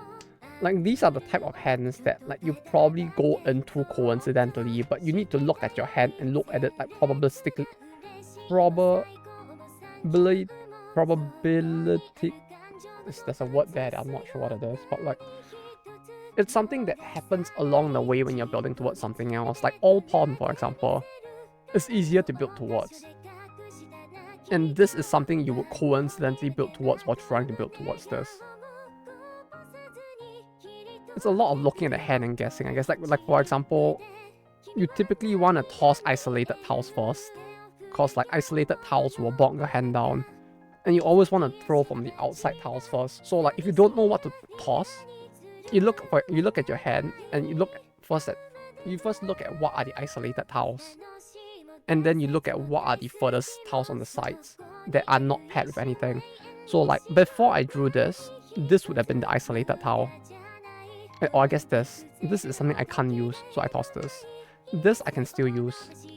Like if you want to screen, you can feel free. But like in a hand like this, for example, right? The weakest tile in the hand right now, oddly enough, is the 5. Right? But a second 7 is kind of pointless, I think. Yeah, a second 7 here is pointless. So like here, I have a choice of 5 or 7. 7 fits nicely over here and looks good, but it doesn't do anything for me. At this point, I'm better off tossing the 7 and keeping the 5, because 5 is in the center. It might give me a 6 or a 4 at some point, at which point I can form my hand with the 5. But the thing is that between the 7 and the 5, it isn't much of a choice, because really what I'm waiting for is this, or this. Like the hand is more or less complete, and like any other tile I take in opportunistically has to kind of flow in a way that makes sense to want to keep. Typically you want to keep things that can like flow, if that makes sense. It's like chi energy, I guess.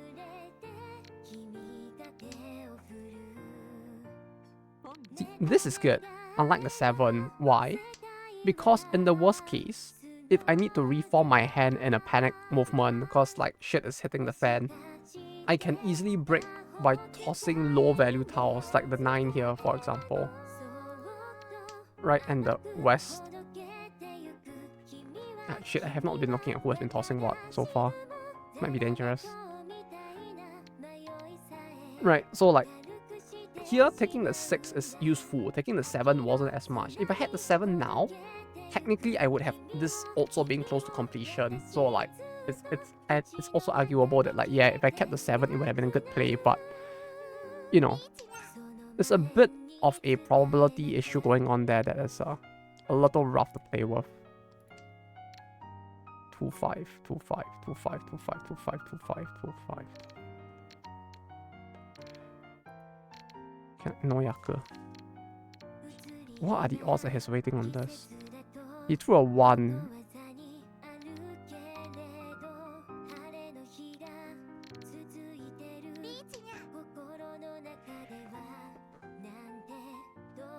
I follow. It's either I lose or he.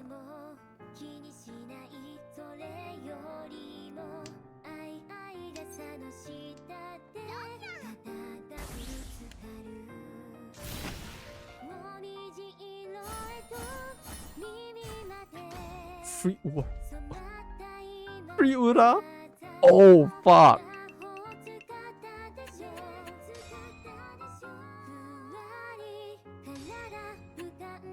The comebacks.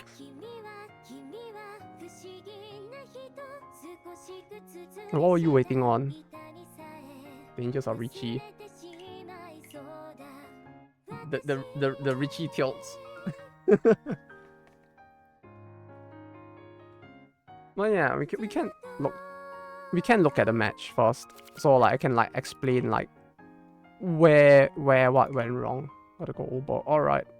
Oh, if you're gonna go Uber, I can do it later then. Instead, when you get back, if you want. Either that, or you can watch the VOD where I'll just explain it a little. No explanation though. Okay, so like in the last hand, what was he waiting on? 4, 5, 6, 7, 8, 9. Okay, I don't care about this. No, fuck off. No, show me the table, goddammit. Back to lock. 4, 5, 6, 8, 9, 4, 4, 6, 7, 7, 8. So all he is waiting on in this case is the 7. Which, yeah, it's not a bad weight, but a single tile weight is always risky because like, yeah, like, you know, because like he needs another 7. That's all he can win on. So like, because he has 2 of it in his hand, if you have 1, the chance of his Richie coming first is a lot lower. Right? See? He's waiting on a 7. With a 2 and a 5, a 2-sided weight is always safer. Because like you do have the 2 chances of the tile coming out, which with this I think it was like there were 2 2s and 4 5s left on the board. So the chance of something, yeah, what was the hidden order to 7? Yeah, this was RNG. Like I'll admit, like it should not have been this big. It should not have been this big. It should have been Richie Ipatsu.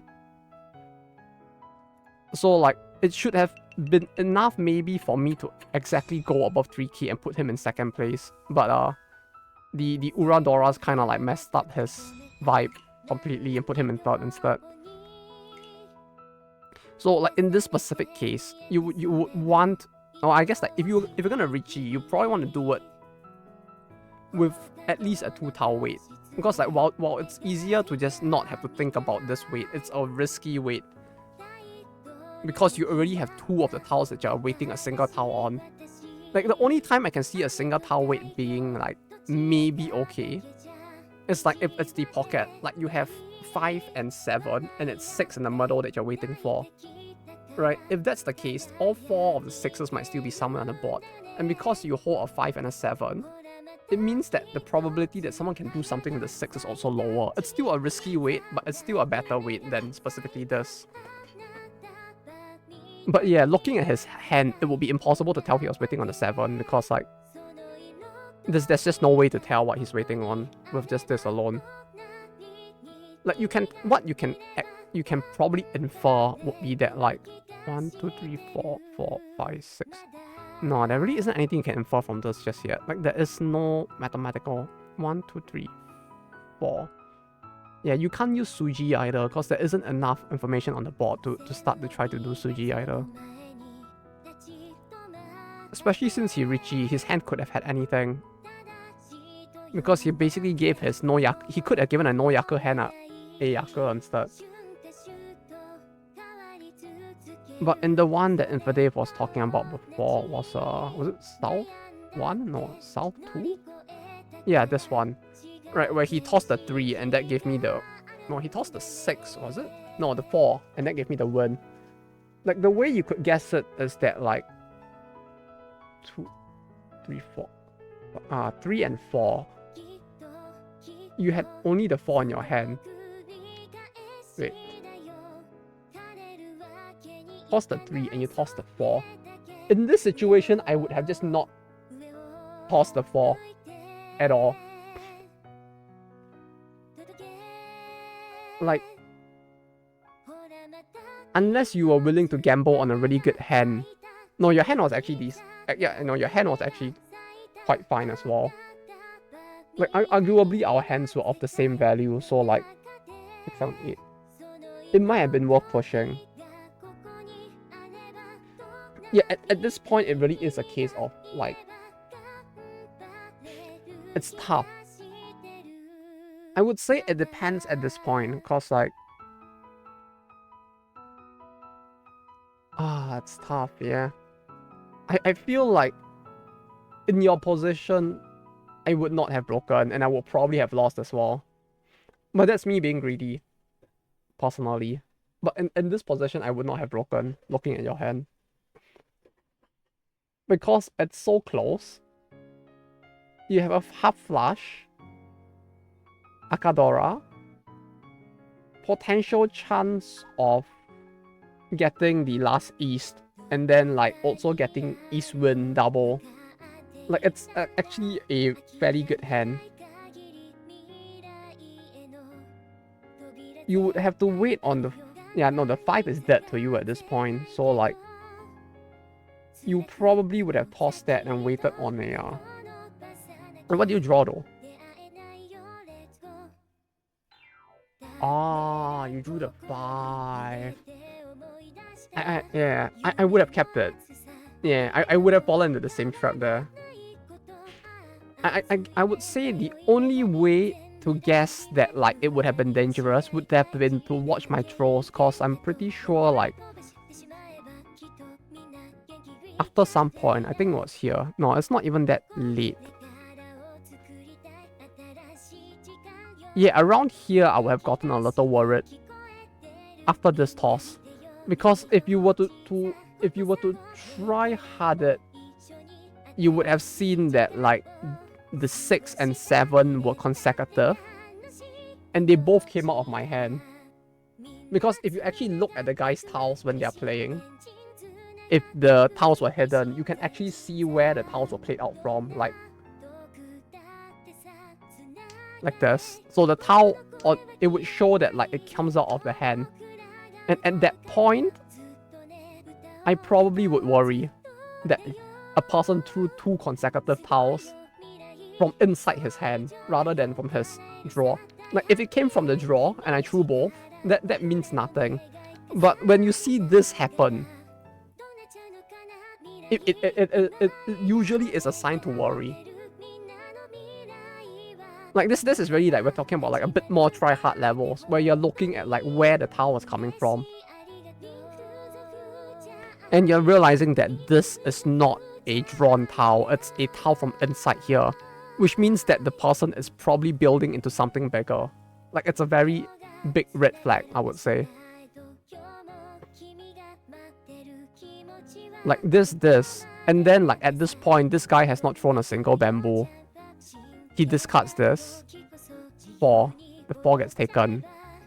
But he discarded from there. He discarded a 2 of bamboo. This is the first bamboo he has ever tossed. And he's still waiting on tiles. He throws a 3rd tile. He throws a 4th tile. He still seems to be waiting. He throws another bamboo.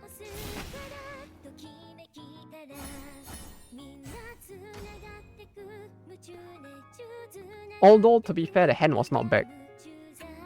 So I would have pushed. If I were you, I would have pushed. And I would have fallen into the same trap, I feel like. So yeah.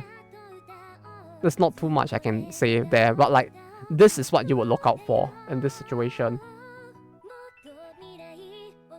Like, this throw was very sus. Like, the moment this throw, the 6 and 7 came directly from inside, that is like, yeah, okay, something is definitely up. Why is this guy doing this? Sort of thing. And then like 5 consecutive throws, like from here instead.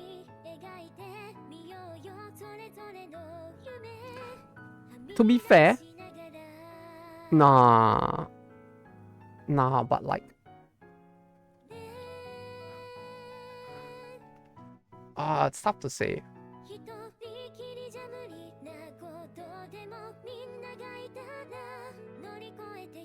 Rocio did make the right choice in not tossing the whiteboard though. He played very defensively, looking at it.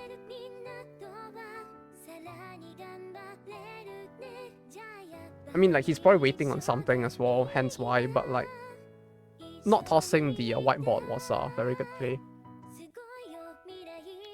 To be fair, it would have broken my hand, though, because, like, it would have devalued my hand a little, because, like, if I pawn this, I would lose the straight. It'll become just a half flush. No, yeah, that's tough. Like, in that situation, I probably would have thrown as well. Yeah, you could have killed if Rosyu had tossed the whiteboard. I think this hand would have been even smaller, to be honest.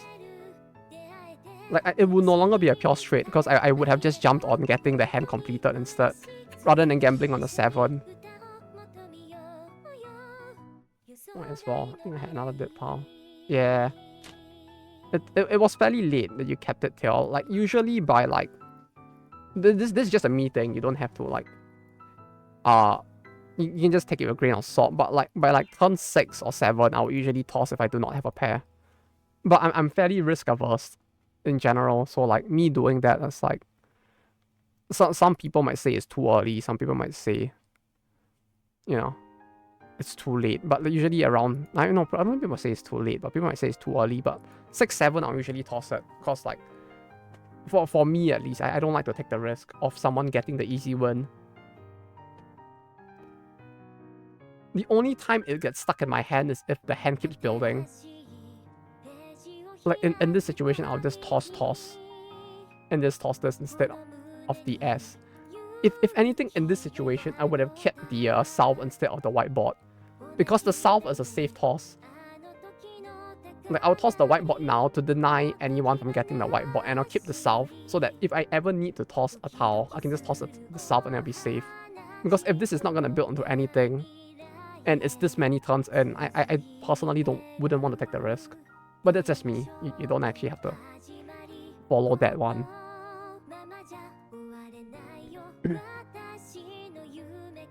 Rainbow Win and Dora. Rainbow Win? You know what would be the funniest thing? Wait, is there a good hand that might be a good example? I highly doubt anyone will end up with a hand that could go for like 13 orphans, but like 1, 2, 3, 4, 5, 6, 7. 7 is not enough. What the fuck is that starting hand? That's actually very nice. I shouldn't keep the denier early. I would say, rather than keep the deny, you would toss the deny.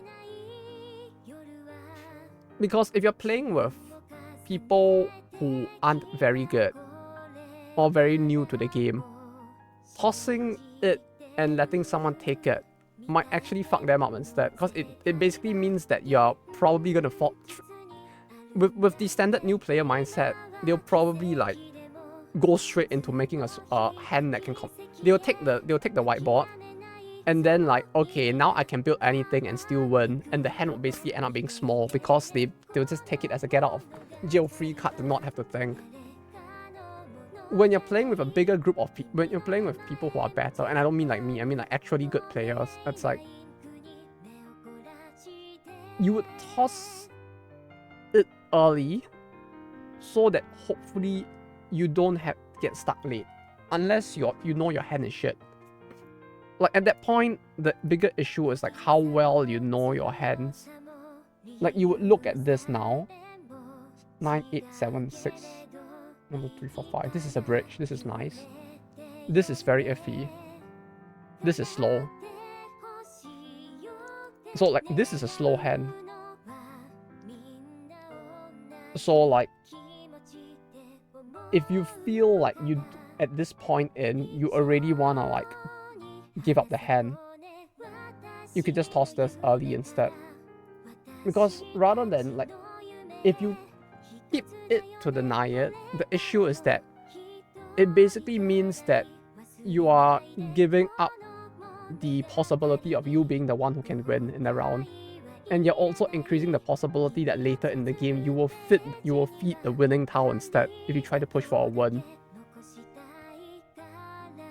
So you kind of want to toss it early, because unless the guy zimours his winning tile, if you play defensively enough, someone else is gonna feed him anyway, and that's good for you. Because if someone else feeds him, the round will progress.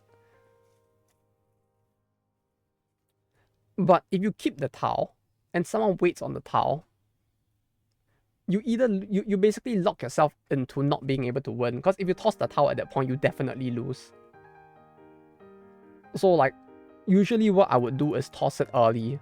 So if I feel like I can win. No, either way I'll toss it early. If it's these, I'll toss early. Like, I'm more risk averse, so it's kind of different maybe. But like, wait, no, this is a different round. But I would have just tossed it and kept the southward instead. Oh, Modem City, thank you for the follow. I don't know if this is the most interesting stream to follow on, but thank you. I hope you enjoy. Okay, that makes sense. Yeah, that's the thing. Like, it really depends on the risk adversity you want to play with and how confident you are you can win with your hand. Or like how you assess the table as being risky, more so at that point. Like we're talking about like risk as like I guess we're talking about at that point more like slightly more advanced stuff where we're talking about like your ability to read the table to know whether to back off or to push in. Shit, which was the round? Which was the round? Is it this one? No, it's not this one. Where was it? Huh? Is it this one? No. South 2? South 3? Yeah, this one. So we go back a few turns, like at the start here.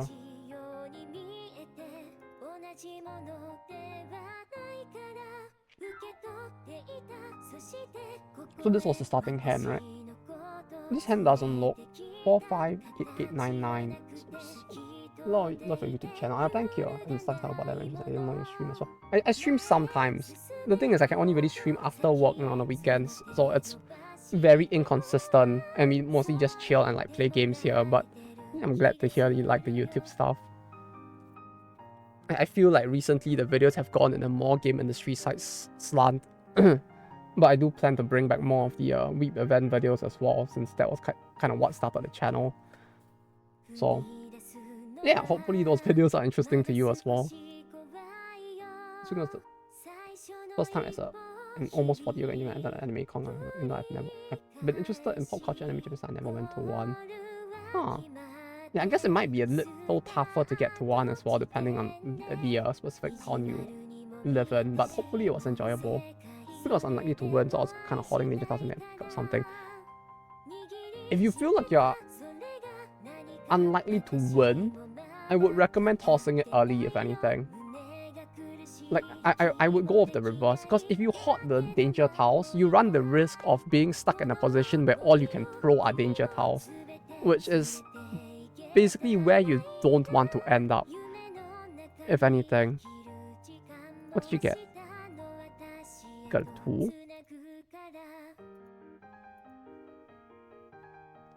Okay. Then the 9 is a bit iffy here.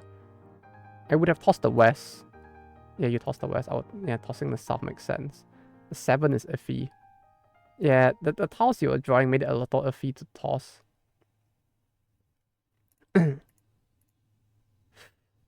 don't know. I feel like if at this turn 6, 7, I didn't draw the whiteboard, I would have just tossed the whiteboard at this point. I would toss the whiteboard first and keep the south. Then I would toss the green. Now I'll toss these two and keep the south and the west, maybe. Like at this point, seeing this, I'll probably toss one of these two instead. Yeah, I'll probably toss the green first, which is what you did. No, you toss the south first. I would probably toss the green, then toss the whiteboard, and keep the south as the safety tile to toss later in the game. Because like if you're playing to not win, it means you're playing to reach 0 here. So if you're playing to reach 0 here, it means that you should be keeping tiles that are fairly safe to toss so that you can basically play till the end, if that makes sense. Shit, I should really ask my friend to do this kind of teaching stuff instead, because I'm not that good. But the issue is that he's in a psych ward now. I mean, no, he's like going through therapy now over a breakup, so it's kind of hard. had a good time, yeah. Maybe I'll take on the chance to go to Comic at Japan one day too. Oh, at 40 and this weather economy, it's not impossible, but yeah, you probably want to prep real good. Like this time around, I felt it was kind of rough. I felt like I was under prepared as well, to be honest. I'll probably update what do you call it? The thing as well, the video, because I feel like the video at this point is a little dated. I do feel like even though I just made the video this year, the weather got so bad that I feel that like the video that I just made is already dated. Because like every year it's hitting record highs. And I feel like that's kind of very bad.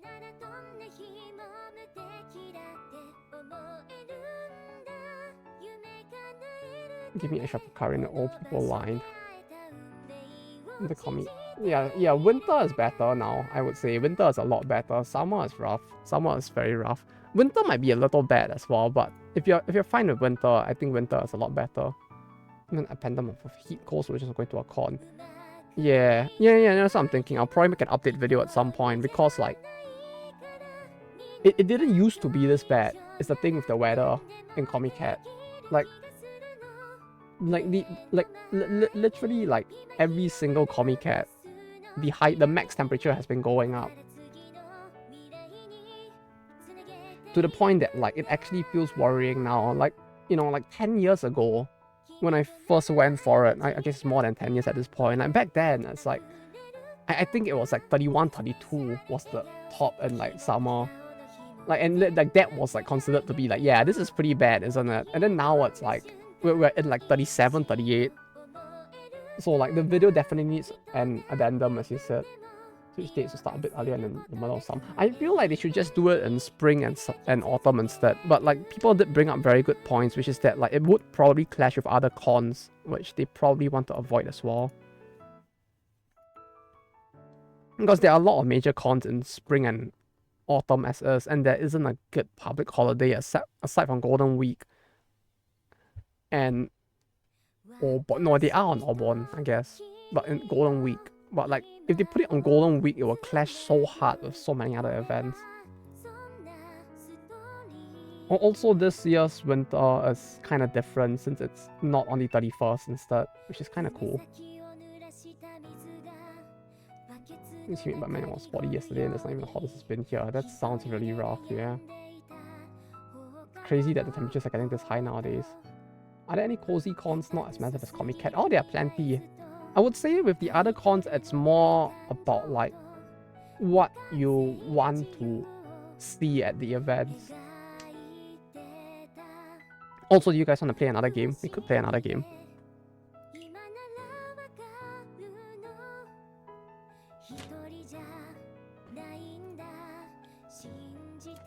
I talk a lot of shit for a guy who's like not even that good at this game, I feel like.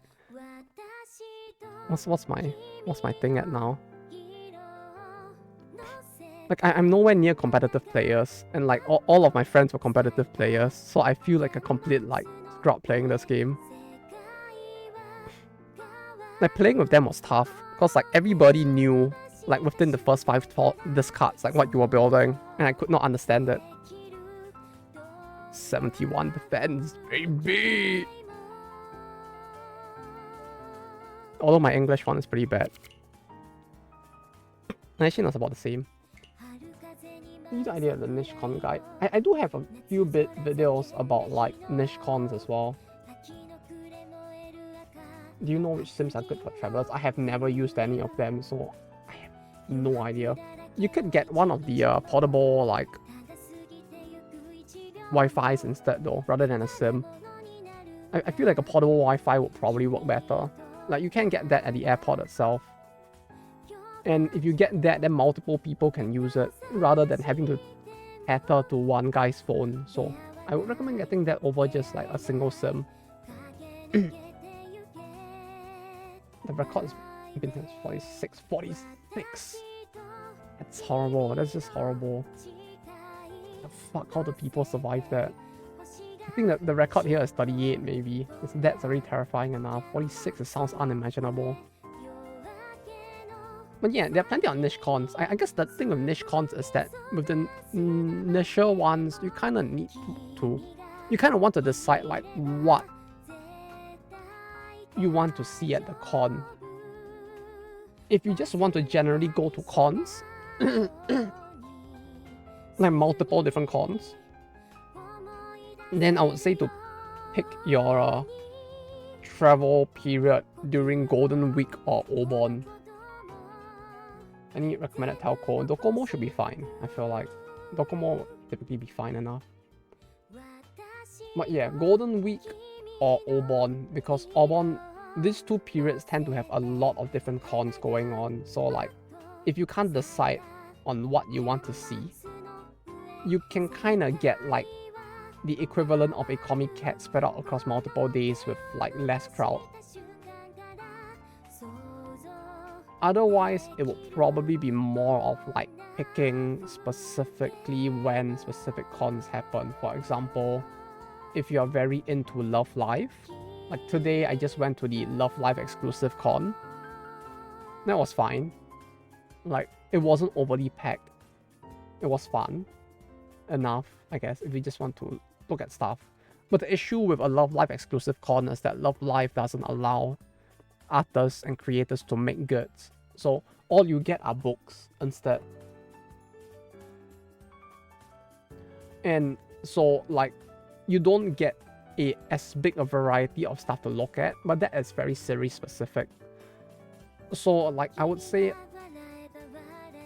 if you don't have specific series you want to gun for, just go during Golden Week or Obon. The crowd will still be bad because it's a public holiday in Japan as well. But it's precisely because it's a public holiday that you just have many cons happening at the same time. Awesome cosplays. Cosplays are tougher. Cosplays, you would want to go to at least a medium to big size con to see a lot more of it. Like, there are a bunch, but you probably want to be going to like the what's it called? Anime Japan, although that's more anime rather than doujin.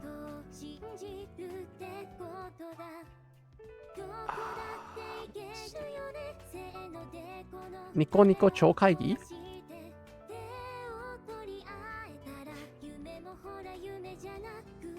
This is okay, but it's more Nico Nico specific, so you get a huge range of stuff that may not necessarily interest you, depending on what you're interested in. Because it's more like the equivalent of a YouTube con for Japan, but because of the big like space that Nico Nico occupies, it's very like mixed cosplay, I guess. Yeah, it's basically that. You modded Mahjong souls into content one. Nah, I just shrank it there because like no one was joining, so I just like did this in the meantime. It's kind of funny. Oh hey middle, how you doing? Yeah, no one joined. Oh, so I just left it like this. You got a nice mix, even Natasha. Yeah, it's pretty cool. Anime Japan is fine, but I would say it's fun the first time you go there, but I find it kind of boring. And that might just be me. I see that Rosio is back. Okay, let me open the room as well. And join in 5 minutes. Alright, I'll create the room in the meantime and post the link. If you guys want to join, feel free. Actually, we can also go with Discord up. And just lay on the bed, just chilling, huh?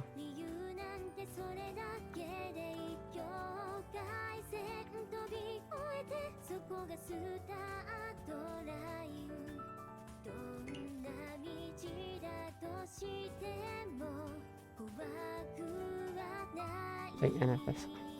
Why are you speeding down the road?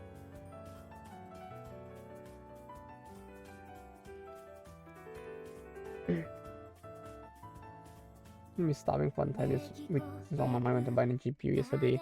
It's time to get some onigiris, I guess.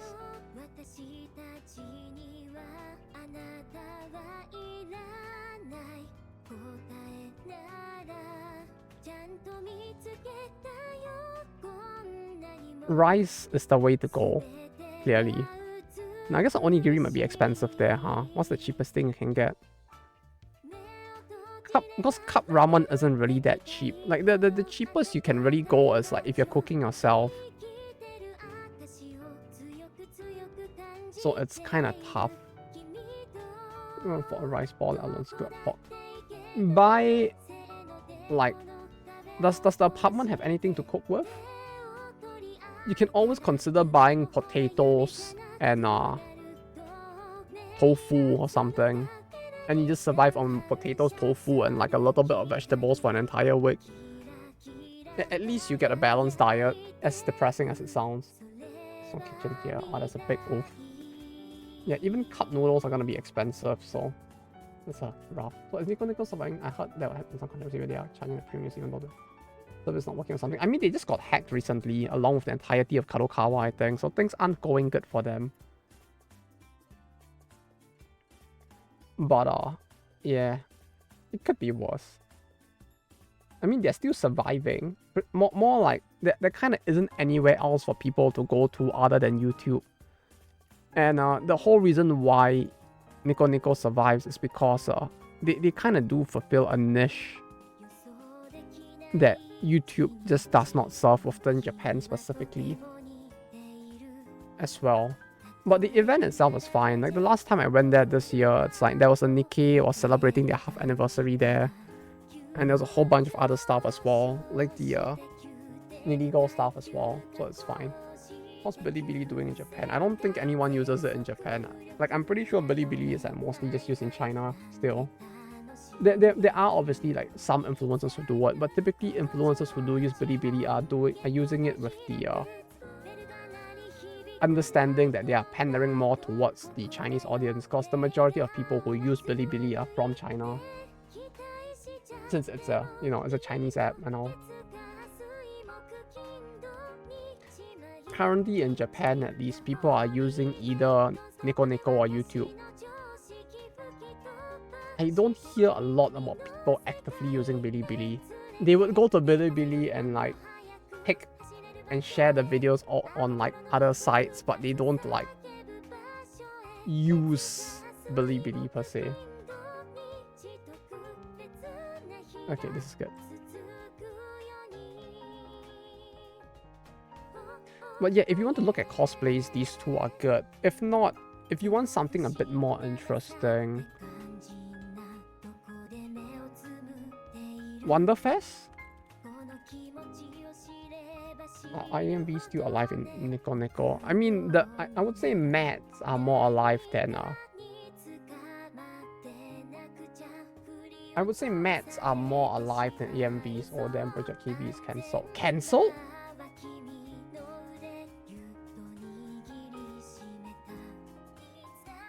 Completely cancelled.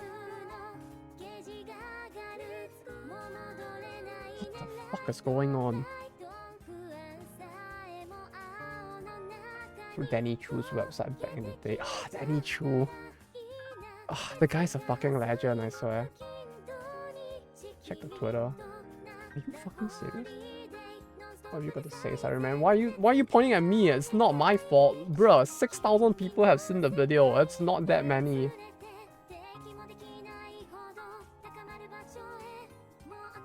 Juicyに関してはね、この旅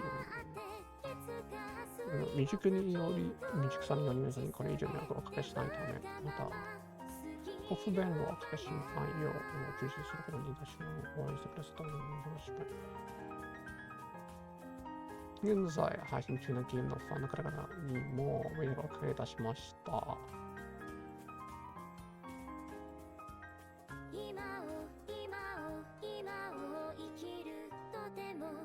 だからこれ一層青春してまいります。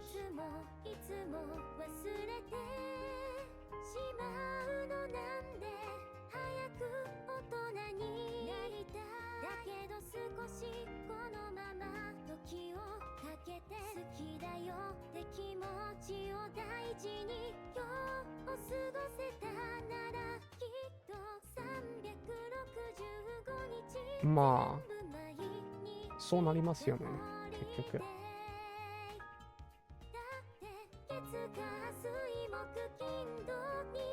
fuck happened between them and... What the fuck happened between them and Nexon? I miss those casual Japan, those casual photo dumps. Then he traded with Glenn. I guess the Dalmas took over all his free time. I wouldn't be surprised if it did. Like his business is booming. Danny Chu's, I mean, those casual Japan photo dumps. It was fun though seeing his photos. Like it's so wholesome. Like Danny Chu was like the most wholesome Chungus guy on like fucking like in terms of like, you know, like weeps posting weep stuff on the internet. This motherfucker was like the most wholesome Chungus guy around. I love that stuff too. Fucking wholesome Chungus. Look at it. Look at him. It's so wholesome. Look at the veteran. He is like this fucking most wholesome Chungus guy I've ever seen. Stuff in like 15 years. I feel like no one has, cause like his job is booming. His company is booming so hard that he probably doesn't have time anymore. But yeah, I would say like Wonderfest might be an interesting one to visit as well if the idea of Nico Nico Chokaigi or Anime Japan doesn't interest you, and you want a decently big event where you can find cosplayers around. Wonderfest is a good option, but Wonderfest is all about figures. So if you don't have interest in figures, it's gonna be really boring because you're going to go all the way to fucking not Saitama. You're gonna go all the way to fucking Chiba to just look at this and then go home and be like, wow, that was fun. I enjoyed it, to be honest though. If you're into garage kits especially, it's a pretty good event. But yeah, Cinnamon, hello. How you doing? Holy shit though, what the fuck happened with KV? Like this is so abrupt that I feel like in a way it's even more terrifying.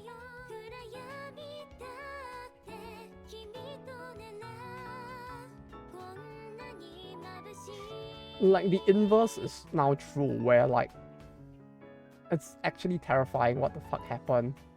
But this also means that like quite likely the people who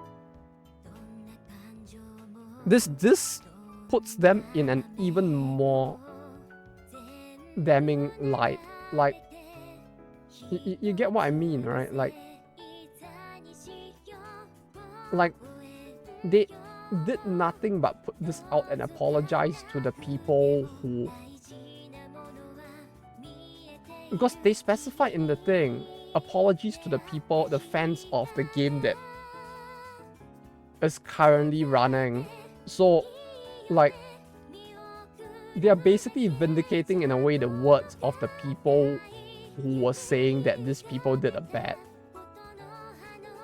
I wish 3D printing had a bigger scene in Japan, but garage kits are already so entrenched, I'm not surprised. No, but some of the garage kits are 3D printed as well.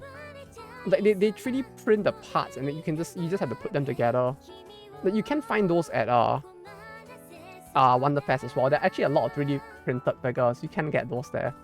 So if you're interested in either or, you can still find both in Wonderfest, Verado, if you're interested. It's like in 24 hours to shut it down. Coincidence? Am I the new like who's a good like influencer to use as an example? Am I the P Diddy of like gacha game drama now? I make a video, they go down in 24 hours. No, P Diddy has a very weird sounding name. What's a good guy? Drake? No, Drake is like the... Wait, was Drake the one who wrecked Kendrick Lamar, or was it the other way around?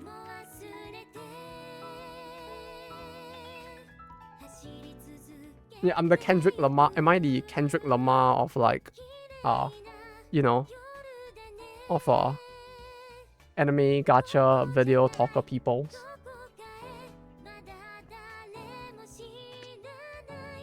PDD batch has Lamar. Okay, Kendrick Lamar then.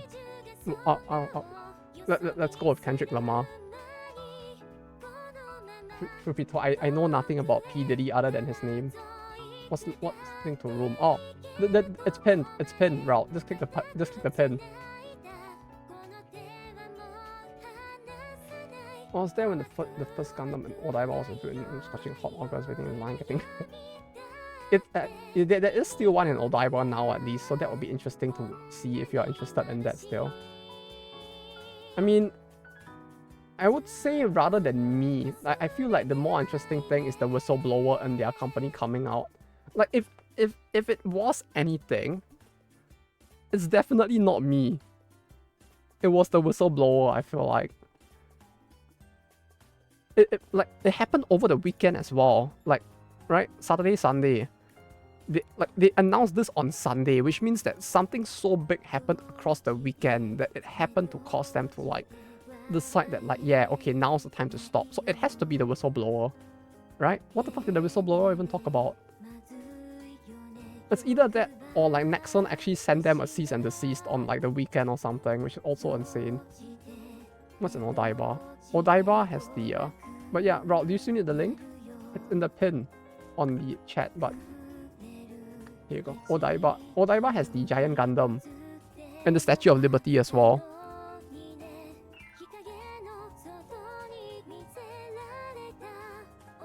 This is in Odaiba.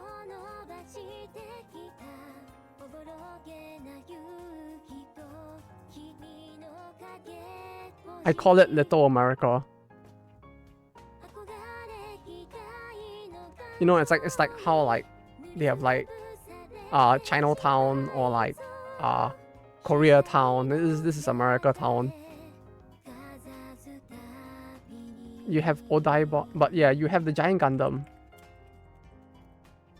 So that's Tokyo LA2. Do they have a Statue of Liberty as well? It would be really funny if they did. If they even have a little Akiba. That sounds really cool, to be honest. I would actually like to visit that someday. It's nice, nice photo spots indeed. Yeah, this is an Odaiba, Infidave. I think the Gundam base is also still there. If you go at the right time of the day, there's like a light show on it as well, like this. And like the parts will move and open up. It's pretty cool. It's the new one, yeah, it's the new one. No, this is the new one. This should be the older one, I think.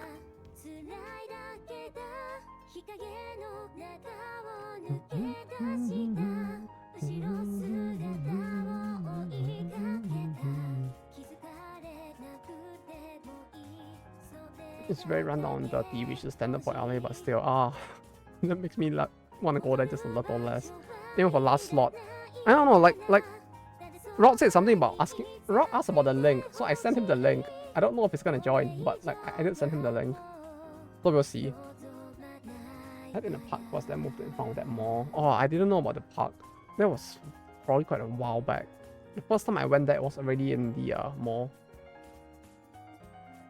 Though when it first came out, I didn't really like think to go too hard. Because it's like, well, I did watch Gundam. It's like I only really got more into it around the time of IBO. Like I think that was when I like really was like, ooh, Gundam, this is the cool thing that I kind of enjoy. Like I watched Seed and I was like, Seed was fun as a kid. But I rewatched it and I was like, this does not have the same impact it did as a kid. UC, as in the original timeline, was fun. I did enjoy the original timeline, but like going back and rewatching it was tough. What country would do something like this except for Japan? Yeah. It has to be Japan. It's kind of unfortunate they took down the giant Gundam in Yokohama though.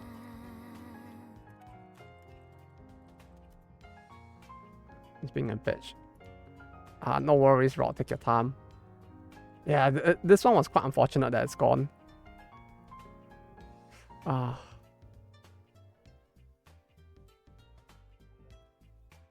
the very least, you released the video. If you released it regular schedule. Bruh, do you honestly believe I had like the time to even put this in the schedule in the first place?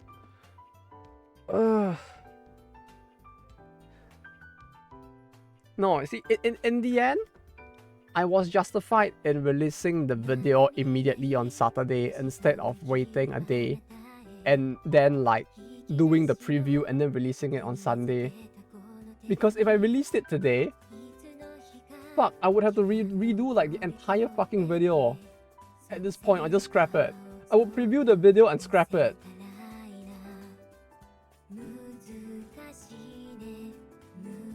I feel like one of those savants, you know, at this point, like you know those people who have like a brick hit their head and they go like, and then they like once in a while they will be like they'll say something good, and then it makes sense, and then like this is the one time that this paid off. It's kind of cool.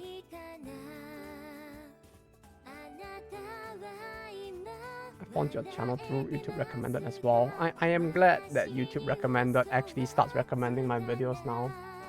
That is actually kind of cool. We have come far if that's the case.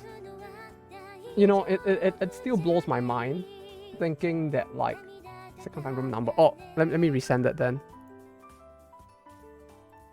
Here you go, Rob. Like I was looking through the schedule of all the videos I made. Like, cause I was scrolling through, like, trying to check, like, because usually I try to pace the video such that I release one about weeb events and one about the game industry. And then I'll, like, alternate between the two. So, like, I was, like, scrolling back up to make sure that, like, I don't release too many game industry side videos as well. And, what the fuck, this guy with his fucking Hoshino. I'm so jealous. I'm so jealous. He got it in 2 rolls, by the way. 2 rolls! Based as fuck. That's so fucking based.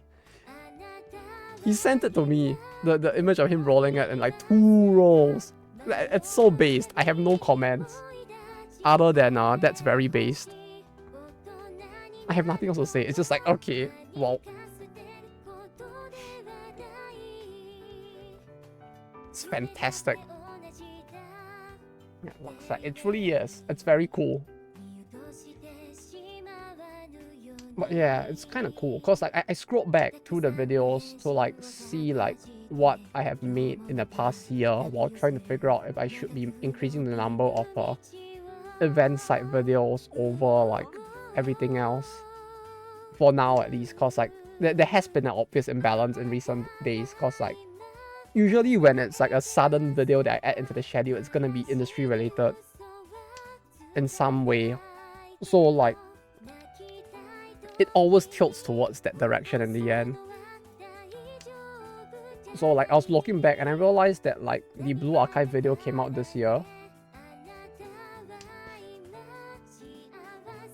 Holy shit, it hasn't even been a year. That's insane. Like, I didn't realize, like it didn't hit me hard like how much things have progressed in this in the span of like this 1 year. I mean like, you know, I expected to end like 2024 at like 1k subs.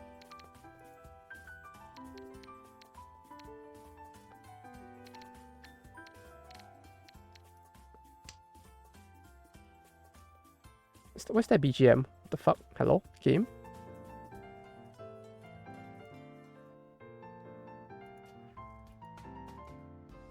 Why is that BGM? What the fuck? Hello? Game?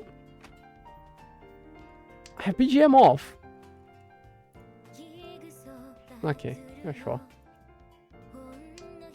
We need to talk about other topics then. Hey, look, Spelling Machine Tokyo. Look at this weird Pepsi they got here. You want to know what's the funny thing? I actually did consider making that video at one point. Like, not go to the vending machine place and like point and be like, look, this is cool. I was like thinking of like, you know how there's the vending machine museum? There was a point where like the brain rot in me was thinking like, what if I go there and try to survive like 48 hours there? Wouldn't that be fun?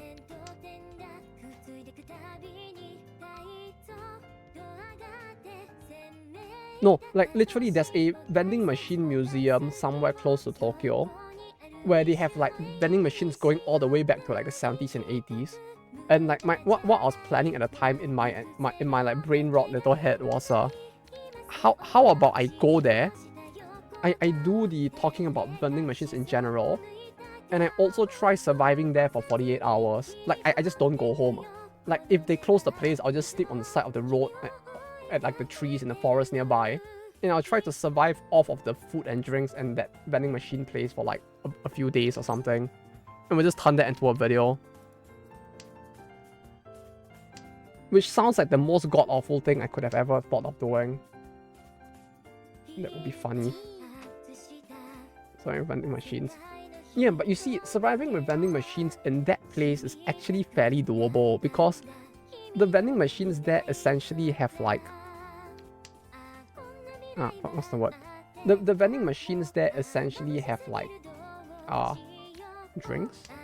Not drinks. They have like udon and ramen vending machines as well. Like, it actually works very well. Essentially, was back then, yeah, I saw. Like, the drinks that they have can be bizarre at times. Shit, okay, wait, what's everyone doing? What the fuck is Infinite doing? 234111. What the fuck is he doing? He's drunk. He has to be drunk. I should have taken the 4. I should have taken that 4. I regret everything now.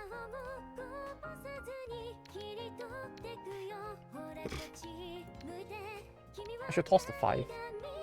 119. He tossed it west. He is still building. Fine. On Rocket News 24, some dude did 1 day surviving on those 0 calorie products they have in Japan. That sounds actually unhealthy.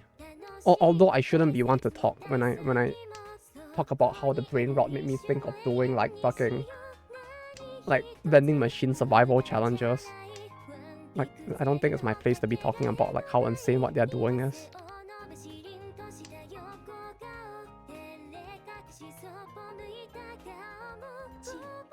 Game trolling. Mission that dispenses noodle broth or something. Yeah, there are a bunch of those. Like, where was it?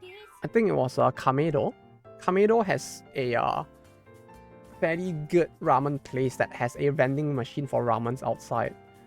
Ryogoku has a vending machine that has oh shit, I shouldn't toss that. That's worrying. Ryogoku has a vending machine that serves unagi dons. You can just go there and like boop, and just get an unagi like rice bowl. What is Infinite doing? Hen is very sus. This be a YouTube live stream for discount. 500 yen bento shop. The YouTube live stream bento lunch look really good. I mean, to be fair, like all like bento places look very good. The servings are probably really small by like rest of the world standards, but they tend to be really good. I do enjoy like bento stores quite a fair bit. What am I doing? 689. No, this is fine. Then we'll have a 2-sided weight on. No, but this is dead. I should toss this and like go for Tanyao, unless I want to fight with them. That's a bad move. I feel like the bad move was the very first move you made, if anything, with the pawn of the wands, unless you have something good in your hand. If you have something good in there, then that play was masterful, because you basically bamboozled me. Because if you don't have honor tiles, your hand is dead. You can't win now. The ones here with the 2, 3, 4 means that like you can't Tanyao anymore, because this is 1. That's why people usually toss the 1s and the 9s. Because if you pawn the 1, you can't Tanyao. The simplest win is gone. Yeah, like if you had this 3 E's in your hand, it would have made sense. I would have understood why you did it.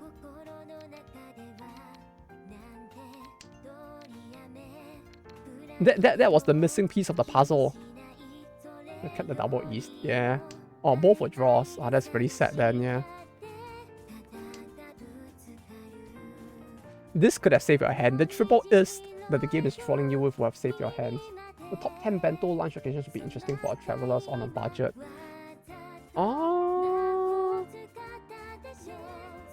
That's doable for a video. Actually, now that you mention it. What the fuck am I supposed to do with this hand? Wait, okay, let me think. They're all tossing. 5, 7, 7, 7, 7, 8, 8. 7, 7, 7, 8, 8. 6, 6, 5, 3. This should be safe. Make the video before we go to Japan. top 10 bento lunch locations. That's a tough one. Cause like,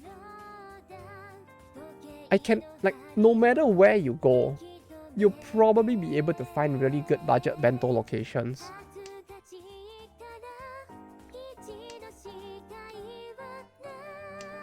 But I'm trying to think of like how. Oh, sheesh.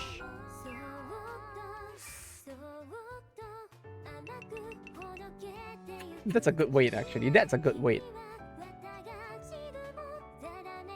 What's someone talking about budget instead of the fun guy at 24 edition?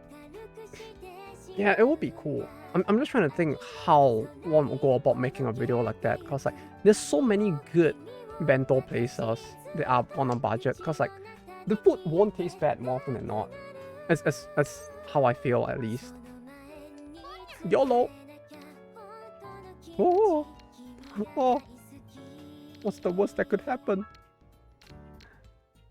Death unto me. Inflation proof. Oh, so nice. Yeah, that sounds really good. What the fuck? Oh, 6 remaining. 3-3 of those 3-3, I guess, or 2-4. That's pretty good. I wouldn't want to make that video, like living on a budget for like tourists. The only tough thing is that, like, I would say like bento places are good and cheap. Bento places are a dime a dozen. You just need to go off the main road in most like fairly populated areas, and you'll probably find one. And that's what makes it tough, because like I don't know how best to like frame a video around like specifically go to this one, especially if the person is already on a budget. It'll be a fun video to make, but I feel like the best way to do it would be to go like ward by ward and eventually have one for every single ward. The game is fucking trolling me. Game is fucking trolling me. Help. Mom, the game's trolling me.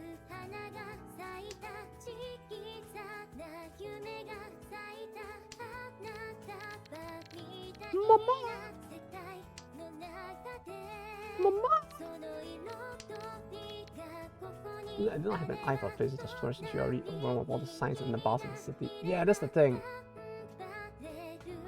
Like, literally the most affordable and the best places are typically the most unassuming buildings, or they are located in like the weird back alleys that you would never think to go to.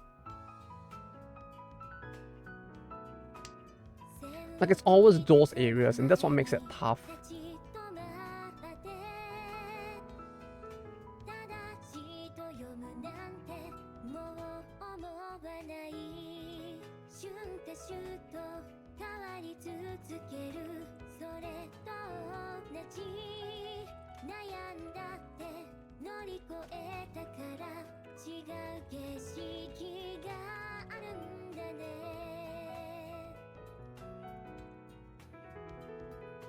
Help. Now I'm getting spammed on YouTube by everyone telling me that the game has gotten cancelled.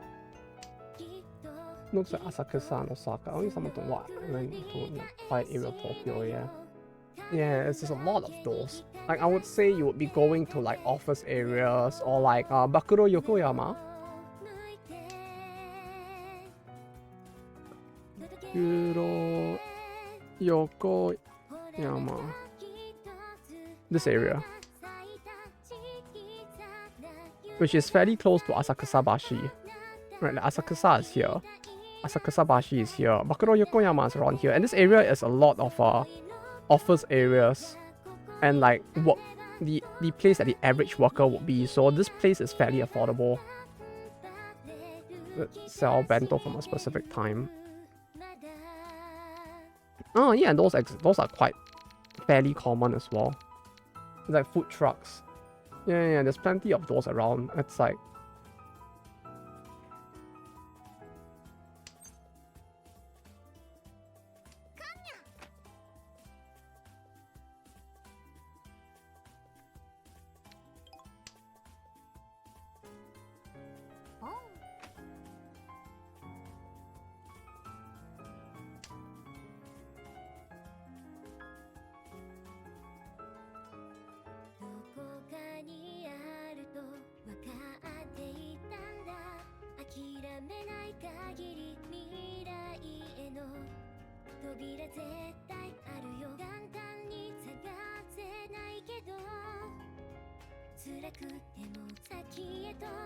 I'm getting spammed on like YouTube now about all the people telling me that it's been cancelled. You know that like I actually like looked through and responded to every single comment, and now there's like another 15 more because everyone's telling me the same thing.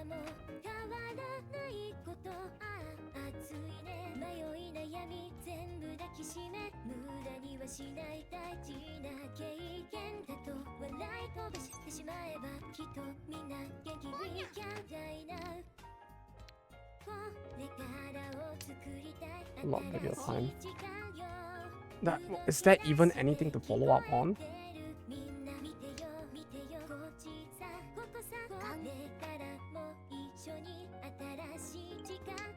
Oh no, that's scarier than what I have. What the fuck? Now I'm actually a little scared. Don't win off of this. Whole lot of video time. With the Hobo Honeyman guy, you won't go hungry, Zhang.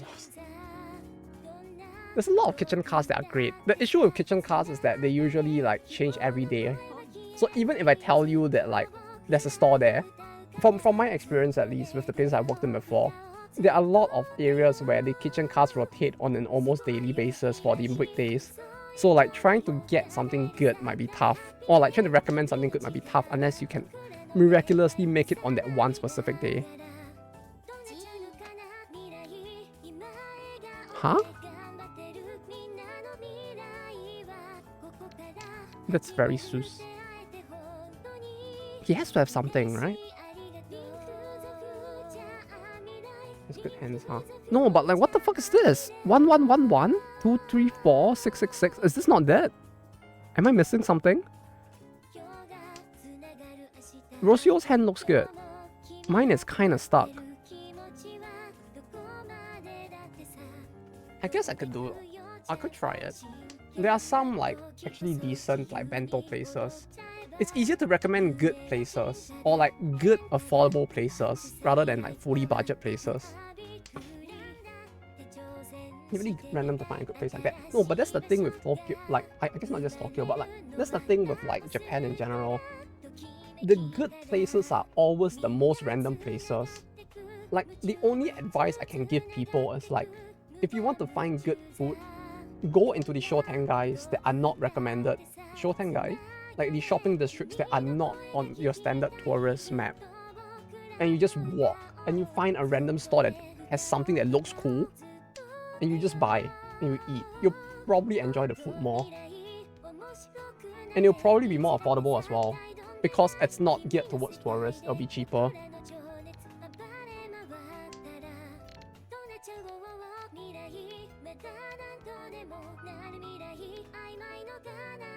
Oh. Double East. The pain.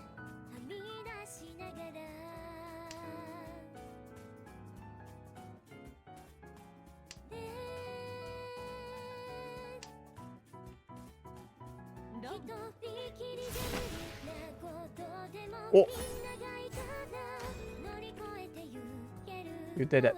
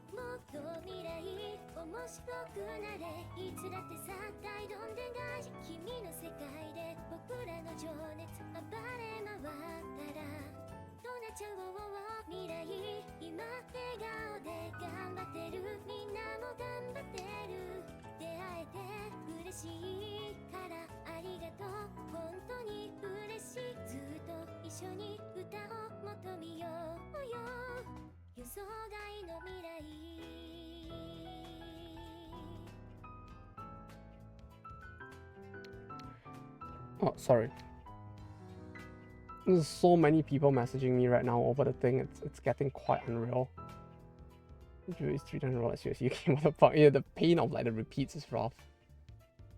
But you know, in modern Japan, you can just be in a building with 12 floors and there's a whole giant izakaya on the 6th floor. Yeah, that's the cool thing as well. Like just the food on the upper floors. Like upper floors are also another thing, and I feel like those are the ones that blindside people the most. Because like you would never think to go to the upper floors, but sometimes you find the greatest like food there as well.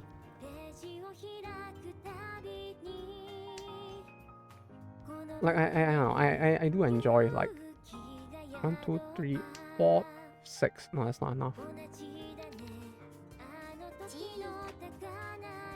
Here is my bad advice for this game, right? You don't have to follow it. I would consider it bad advice, but if you want to do a funny haha, right? If you see that you have 9 different honor tiles in your hand, try going for 13 orphans.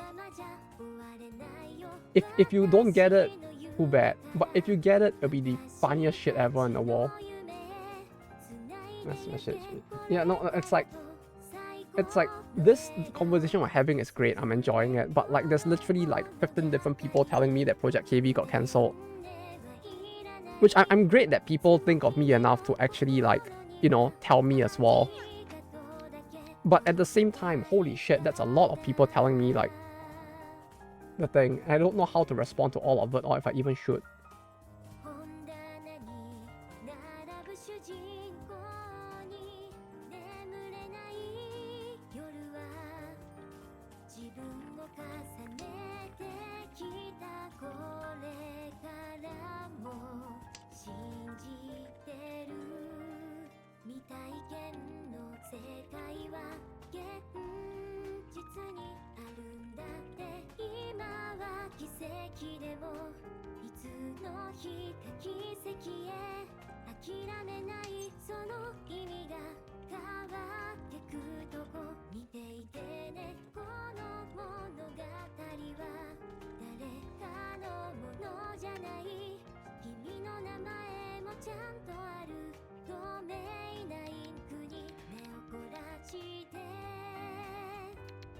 Oh, wait, no.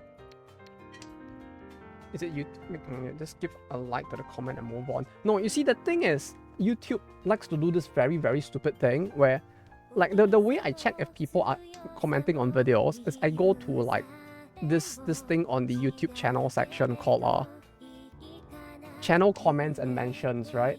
And the thing with the channel comments and sections is that there is no way for me to say, like, I don't want to look at this, please put it away. You know, it just stays here forever. It doesn't go away. And it basically means that I can't use this as a way to like track like new comments from people who are actually want to see the comments from as well. So usually I try to keep it clean by actually replying, or it's gonna pile up like my fucking like email where I have like 50,000 unread emails, and I don't want that to happen.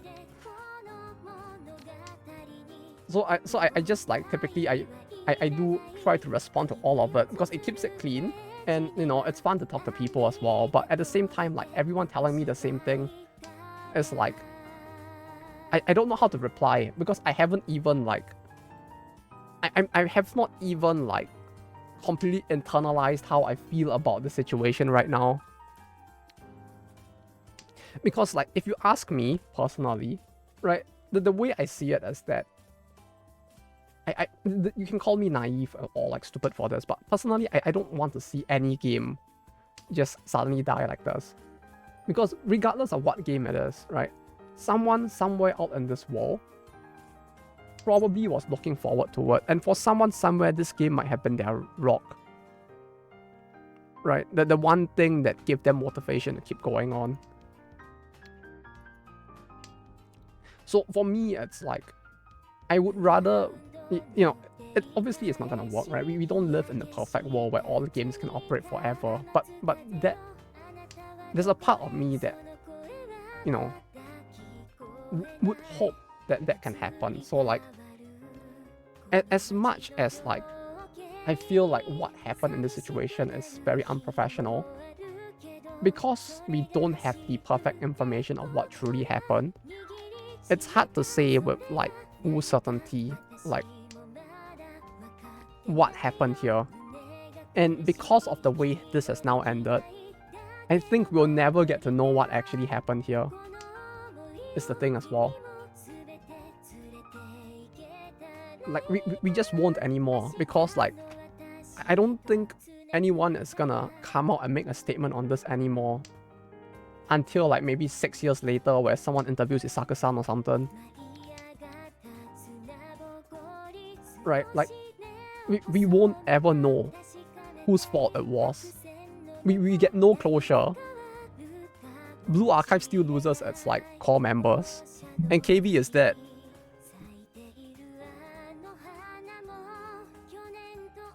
Like, you know, it ain't a good situation for anyone. No, there are obviously gonna be a bunch of people dancing on the game's grave, obviously, but, like, when you think about it, no one really wins in this situation.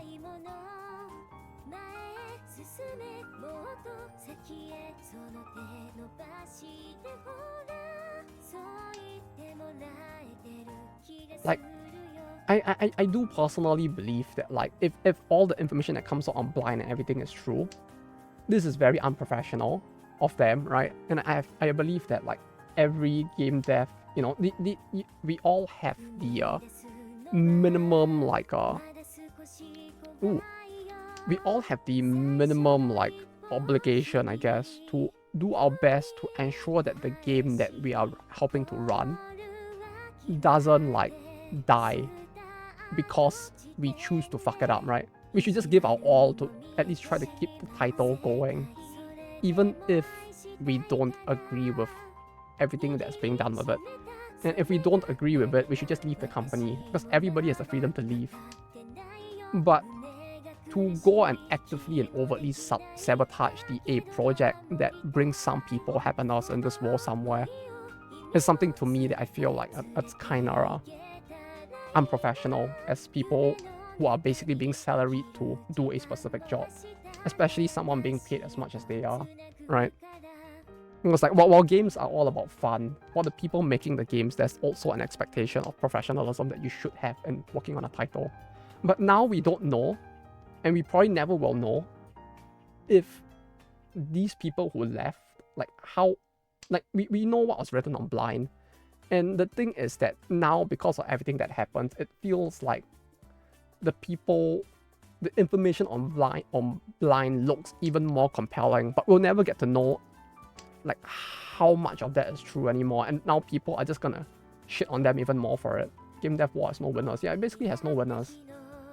How about this game was when more artists like try and catch up people upset, right? This game is in trouble and this game is dead. Yeah. Like, the whole thing is just wild right now.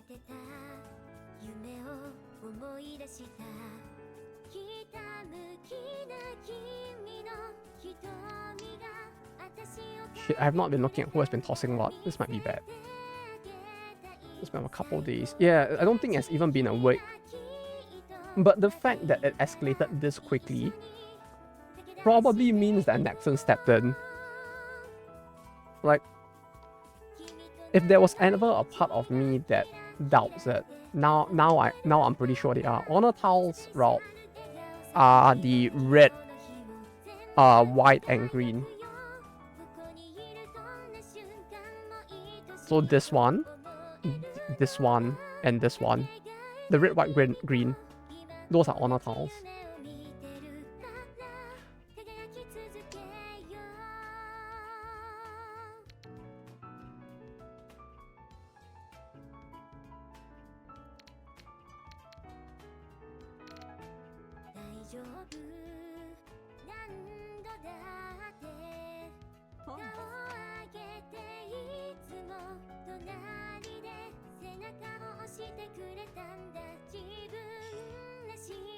This is very helpful.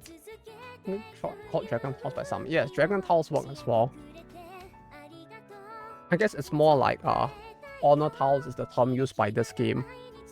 So, like, for all intents and purposes, for the English version of this game, I just call them honor tiles. But yeah, Dragon Tiles works as well. Like, it does feel like both work, and it really depends on, like, what the game chooses to use.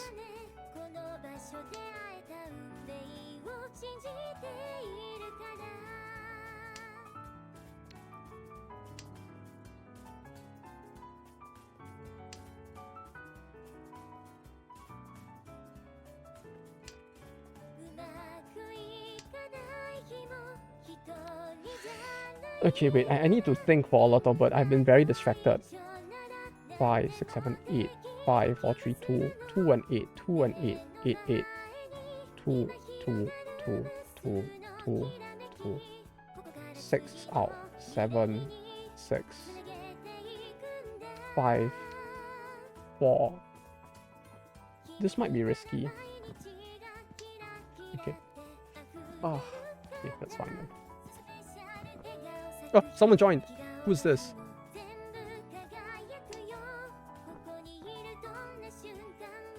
Hello? What the fuck was that? Someone my dude, someone actually joined. What the fuck just happened?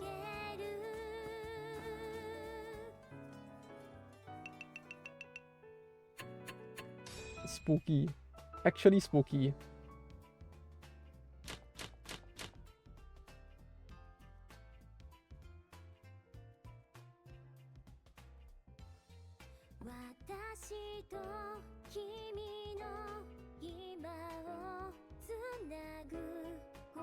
Table games at the same time. There's nothing to play. Like if I play that, like it's the most boring game to play alone.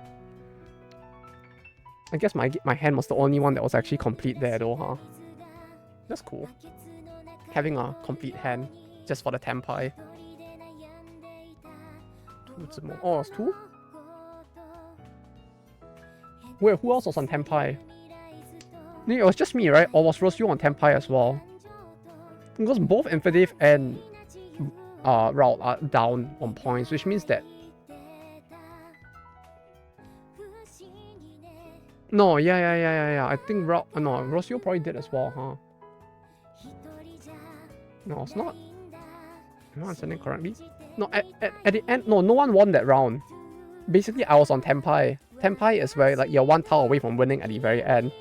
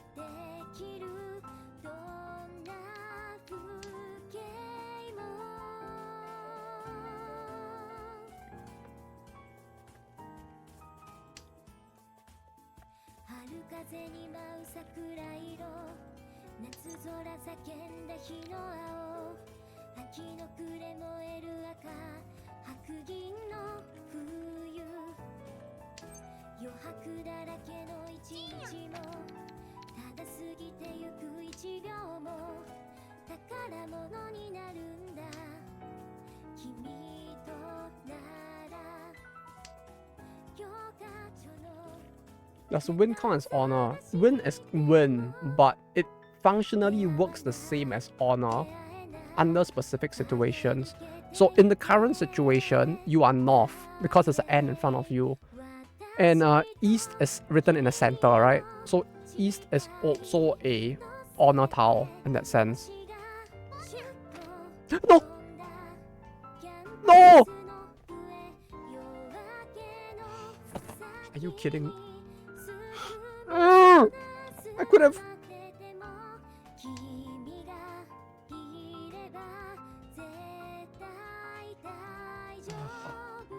Fucking kidding me? I misclicked and tossed the wrong tile out because like it did the thing where I clicked on the tile in the middle, and you know how the tiles move in, right? So the tile I wanted to click to moved in, and I clicked on the tile after it instead, and I tossed the wrong tile. I would have been one tile away from winning, but I tossed the wrong tile, and I think my hand is stuck now.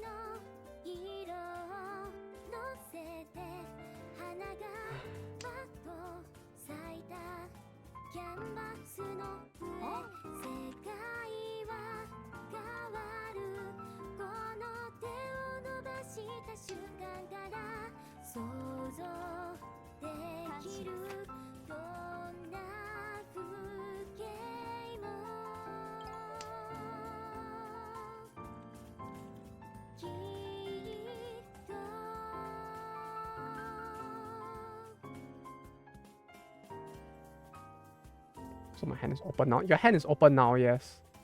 The moment you do anything that puts a tile on your right, check mute, it suddenly jump scared me. Is it because I screamed? I do apologize. The only time that your hand does not open when you put tiles on the right is if you uncan. And uncan is where you can from your hand. So you basically draw 4 of the same tiles and you have the can in your hand and you choose to uncan. That is the only time you can put tiles over here and have it not be open.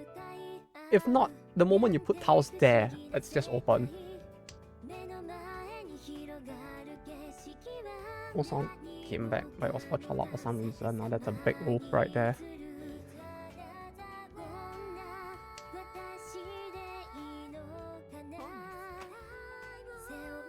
Bro, I'm so tilted right now. This match would have been over and I would have won. If I did not toss the wrong tile, this match would have been over. I would have won this round.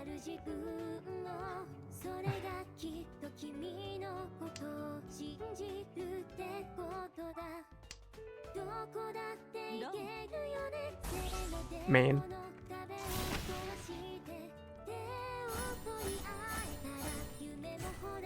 What the fuck? Hello? $3. Oh.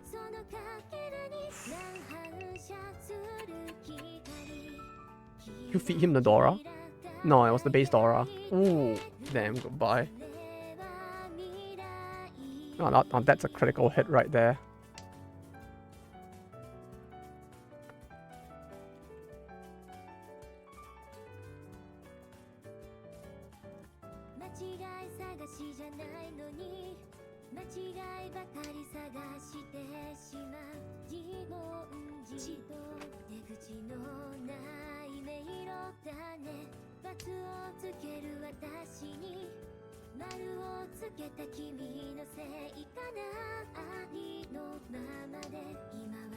I mean, it's not impossible to recover from that, right? But yeah, it's definitely an uphill battle.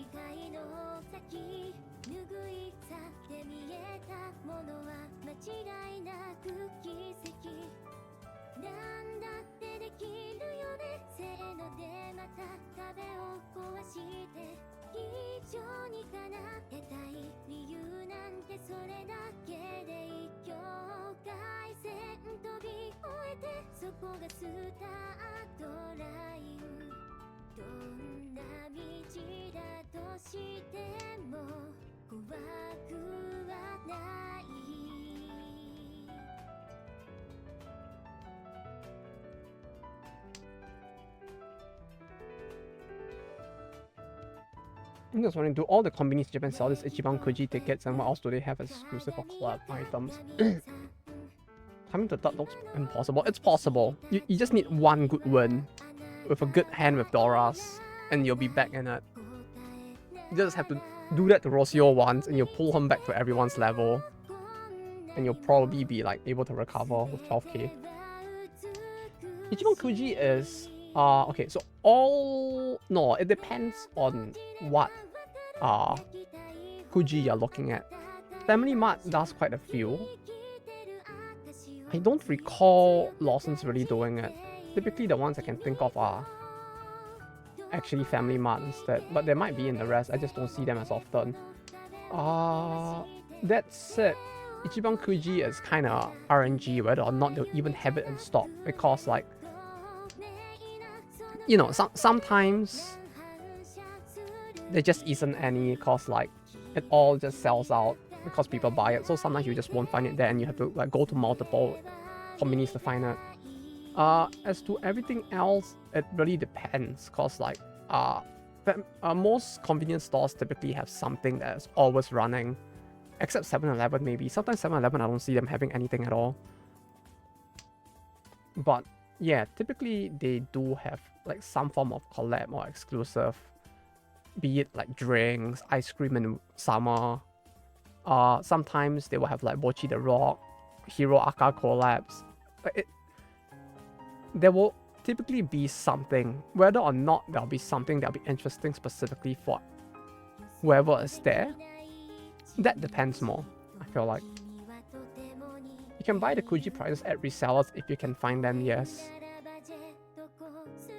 Whether or not they'll be inflated or not, though, is another thing, as that really depends more on how popular the series or the character is. Another place you could probably find it is Mercari or Yahoo auctions, but those tend to be harder because Yahoo auctions and Mercari typically, while you could maybe find the item, it's a little tough to guarantee that you'll find it.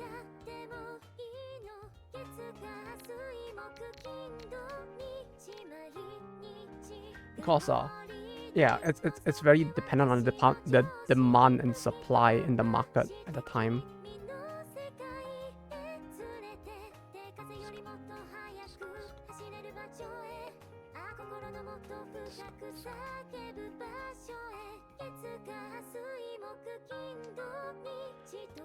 I shouldn't break it. How much do they charge per ticket usually?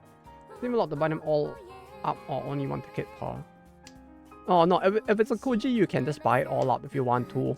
I mean, I wouldn't stop you, but you'll probably be spending like a few $100s to like buy up an entire Kuji.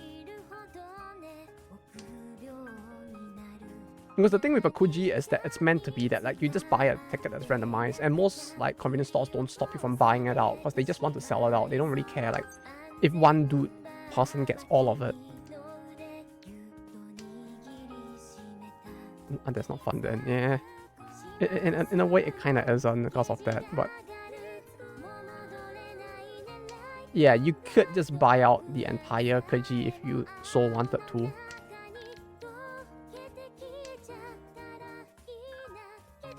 Which I did once before, although that one was kind of different because basically the a old mobile game I played, EOS, and when the EOS they released a EOS Kuji, and they basically had an option to just buy out the Kuji. So I, as someone who had a lot of sentimental value for the IP, I did what any sane person would do, and I basically just bought an entire set of the Kuji.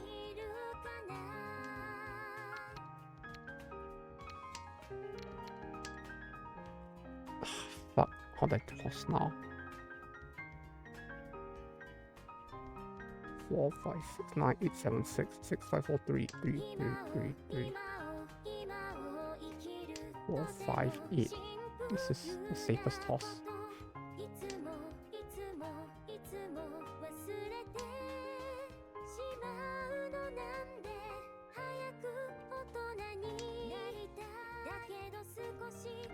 One, 2, 3, 4. 4, 5, 6, 7. This should be safe.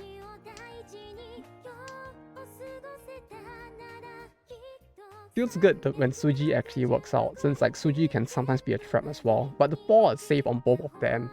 And like if Suji theory works out, then like the 4 is safe on him. Here's the bigger issue now. Is the 4 safe? Because this 4 came out before he re-cheat. So this might actually be unsafe. There's a 1 here. 1, 2, 3, 4. 4, 5, 6, 7. So the presumption is if I see enough 7s.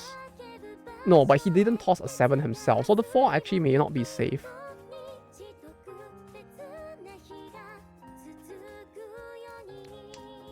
Okay. Ron. It's modded. Yeah. Yeah. I bought 100 free tickets and got a single figure, but 100,000 keychains. So you see, the thing with the Kuji is that like you are guaranteed to get everything if you buy out the Kuji. Because the way the Kuji works is that there is a board in the store, and basically every single item is in the box that you can pull from. There will never be more of a specific item than what's shown on the board. So like you can basically get everything if you buy out the Kuji. The only way that could happen is if I hope they don't manipulate that. If they did, you can actually bring them to court in Japan for it because it's actually illegal. There are actually legal protections against this. Like the moment they put the board over there that says that like that is a thing, that's, you know, by the law here, it's not. They can't do that. I mean, it might be tough to sue them as a person from outside of Japan, but theoretically you can sue them. He really is smurfing, huh? Like, how the fuck he more into that? He more into a manga, and that's pretty base. Also, I'm really vibing with this soundtrack though. I feel like going back to a Love Live event now, just to like, you know, get the rest of their album, because I bought the 6th one and I'm actually vibing with this.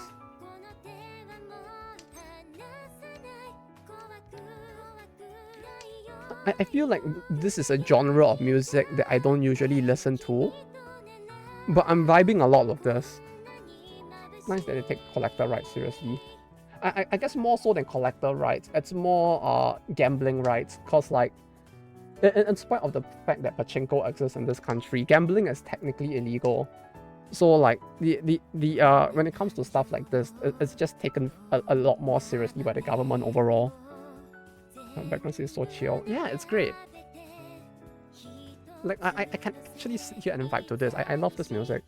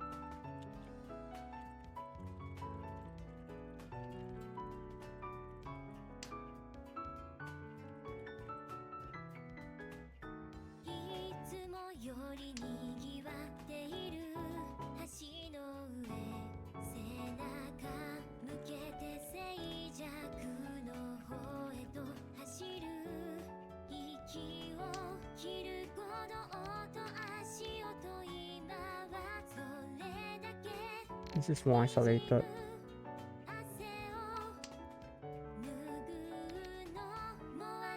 6, 6,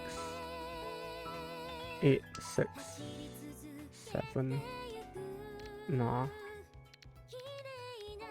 Toss. Pawn. Toss. No, key.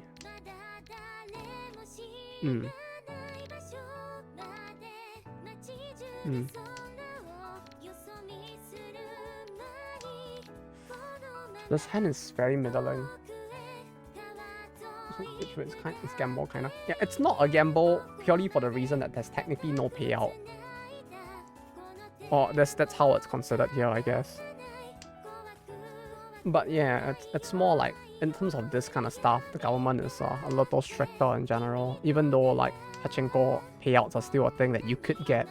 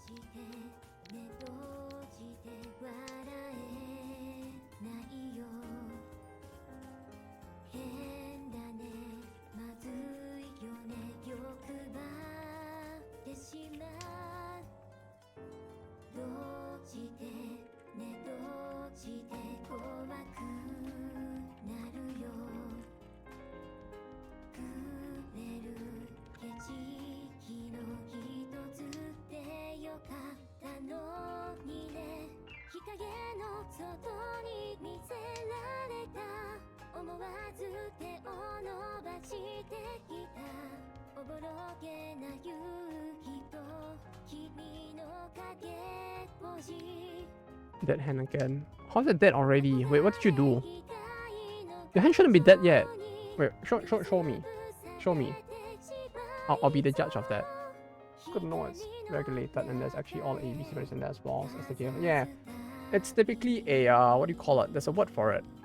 It's a limited price. It's there's a word for it that they use in statistics that I don't remember anymore.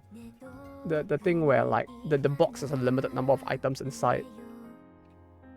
Except that the items are according to the list. No. That's not that. You can still salvage it.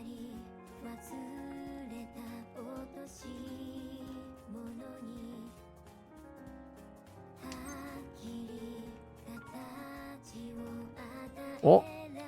Nani? Oh. ちょっとね。あれはやったいっすけど。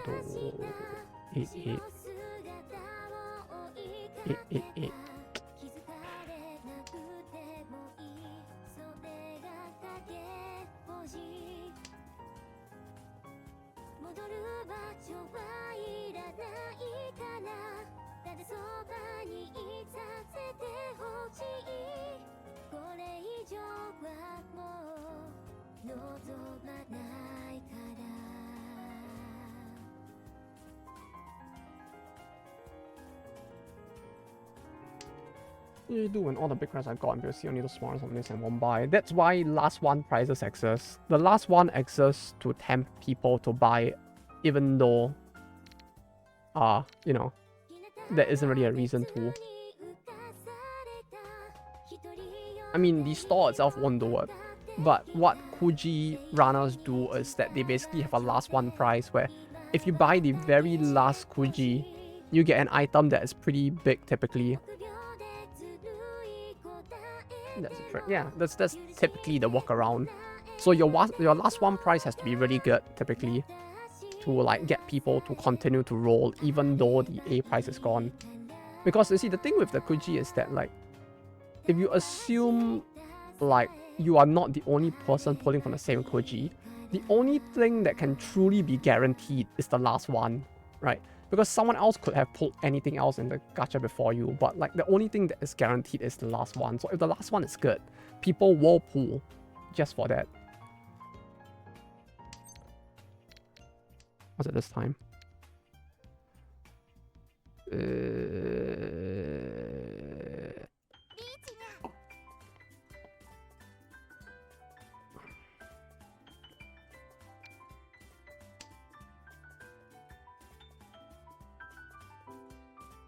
Ah, なるほどね.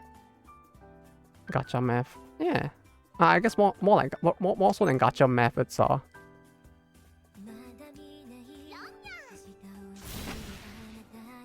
Is that Ipatsu?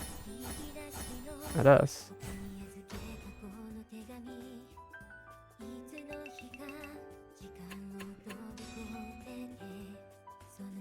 It's okay, boys. I got the game to move. Yeah, that would have been hard to predict because my weight was very weird there. My weight was very weird. Like, I was waiting on a 1 or 4 of marble. And there was a third tile. I think it was the 5 of something. I had a very weird weight. Like, it was a weird 3 tile weight, I guess. Where I had like 3 tiles, the 2 in the middle, and the eye. So like I could basically get 1, 2, or that one. So it was hard to predict. Toss 1 or 5. You see, the thing is that logically tossing 1 would make more sense. Like 1 always makes more sense to toss than the 5. Because the 5 is always the riskier tile.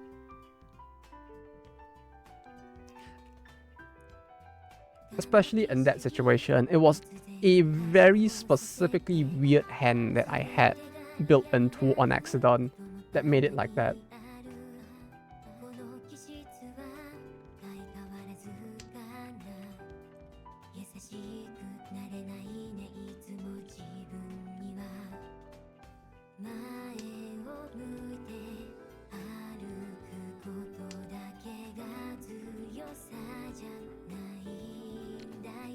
Like you did not play that hand wrong. That one was just I would just chalk it up to bad luck personally. But like I don't know what a professional player would say. Maybe they would say I'm stupid for thinking it's bad luck with that hand.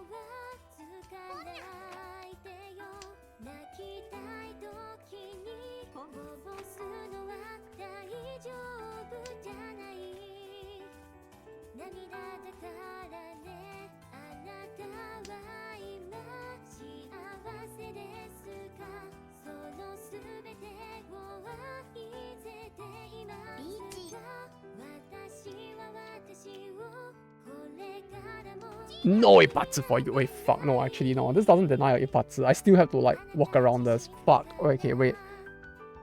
Wait. Fuck. He threw a 6. He threw a 2. He threw a 7. He threw 2 2s. 2, 3, 4, 5, 5. Fuck, I have no idea what I'm supposed to throw here. Marble. This should be safer, right?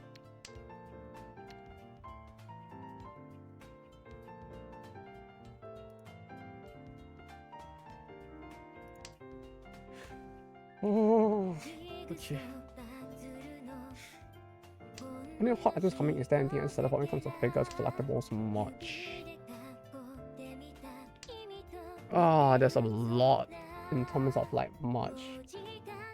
There's some like Mahjong stuff I'm looking forward to that's releasing soon. There's some stuff for like Blue Archive as well that I just got, which I'm kind of happy with.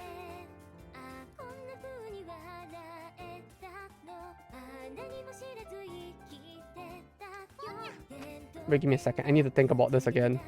Fuck. 666. 7. There's no 7 out yet. Oh. Fuck. 7.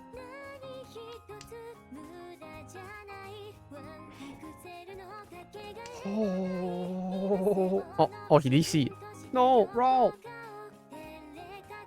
Oh, he's back. There are a bunch of figures, although I don't have space for figures very much is the thing, because my room is really tiny. But there's one that I'm kind of excited for, which is the Whack-A-Mole figure for Blue Archive. That one I kind of don't really want, the swimsuit one. So I can put it together with my FGO Tamamo figure. Since they are both Fox Girls played by the same person, it'll be kind of funny.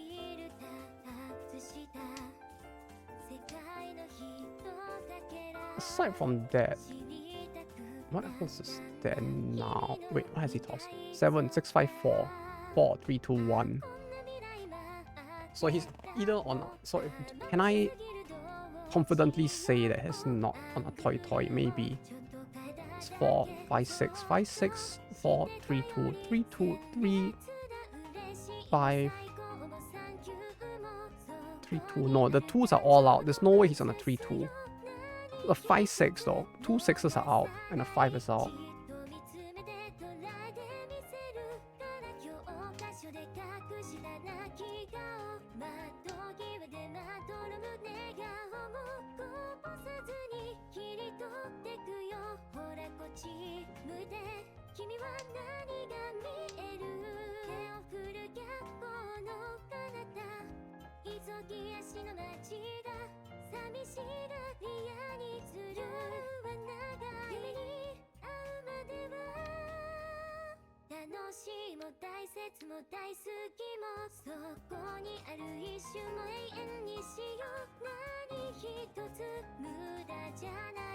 Why do you do that? You leave me in such a dilemma. You know, you leave me in such a dilemma when you do stuff like that.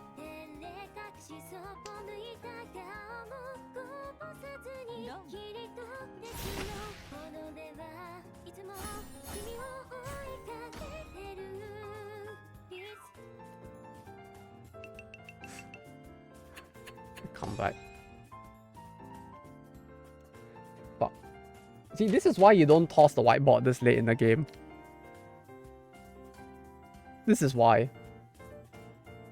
But I couldn't toss the 4, because I'm pretty sure Rob might have been waiting on the 4. Maybe. Like, there's no way he will wait on the whiteboard, is the thing.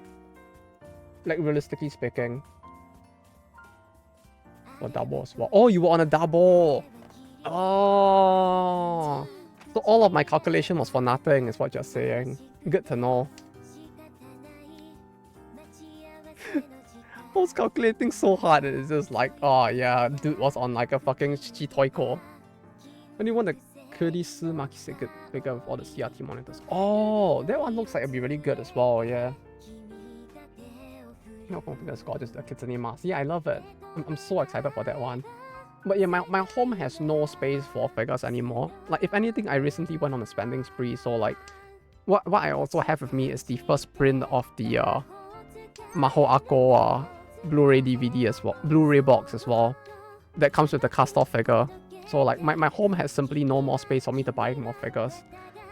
This month, I'm going to another 2 more Dojin events on the next 2 Sundays as well though. So like, I don't have anything specific I'm looking out for, but I am excited to look for just more stuff in general that might be interesting. I think about 5 circle. Oh, it's the 5, not the 4. Oh, you're waiting on the 5. GG. Yeah, you were pretty much stuck then at that point. This is such as life. Such as life with that hand.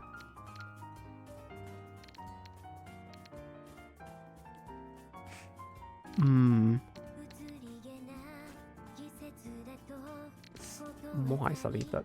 We go negative next round. Yeah, space and actually think about how it's using a smartphone. So yeah, that's the thing. Small apartments make it even tougher. Like Japanese standard apartment sizes are really tiny as well, which with my tiniest house makes it a little tougher to display all of it.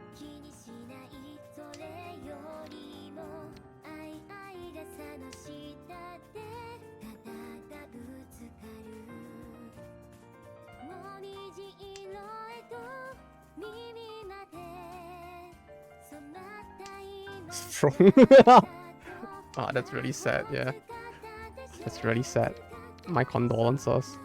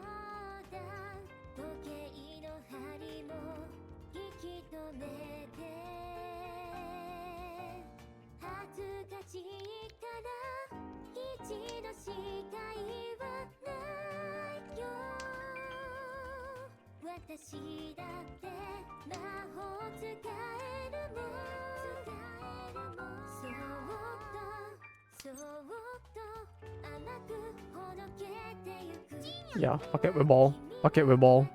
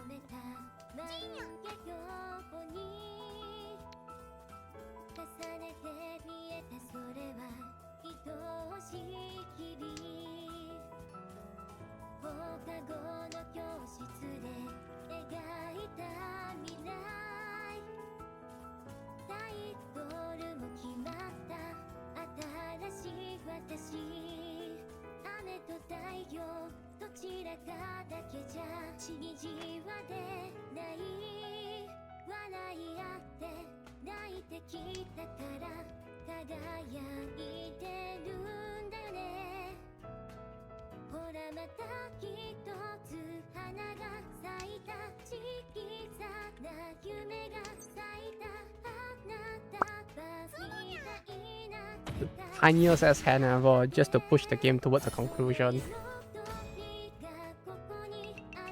Because it's almost 9 p.m. and we honbat so many times that like, no. I still have to shower and like answer a family call. We are not honbaing another time.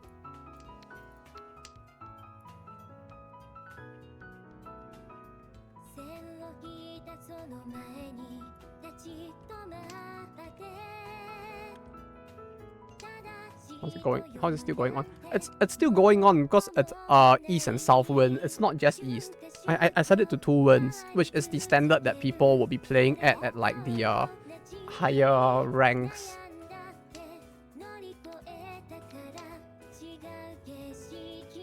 So that's why it's still going on. I do apologize. I should have made it shorter, especially since I'm the one that actually needs to go as well.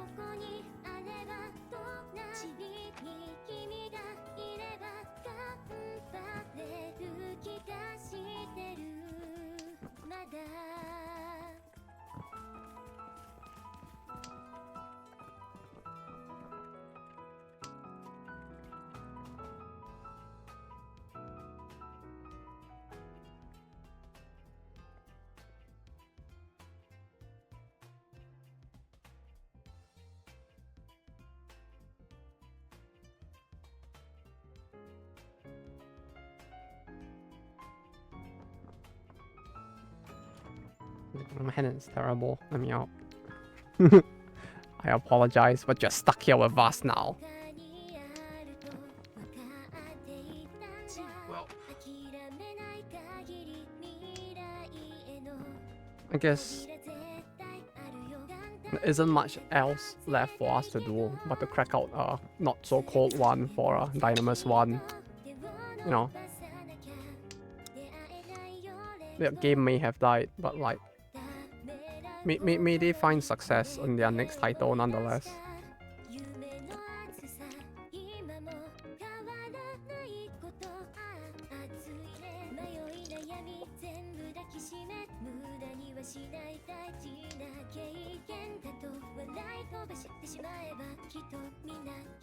Don't worry, this isn't alcoholic, it's just lemon squash.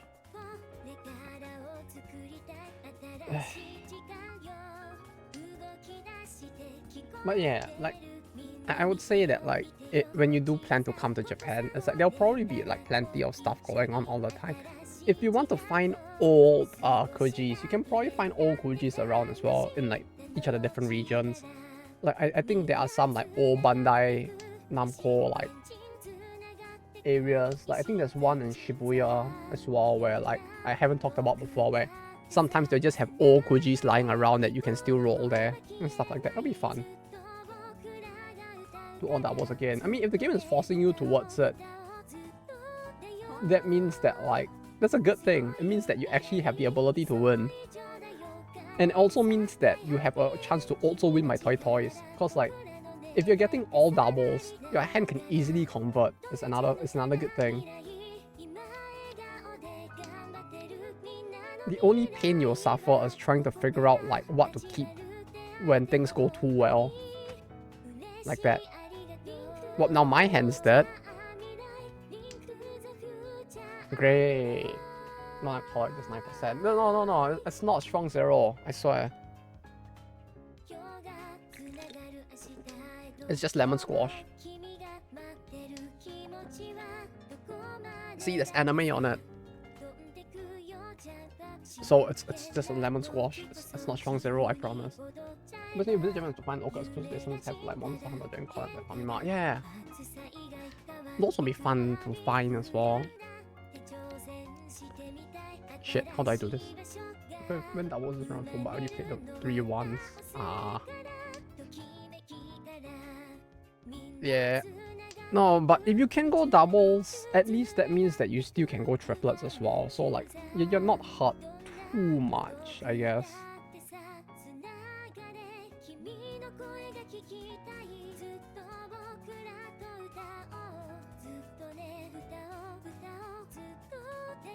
I'm dead, I'm dead. What do you mean you're dead? You're probably the one of the best hand right now. What are you talking about?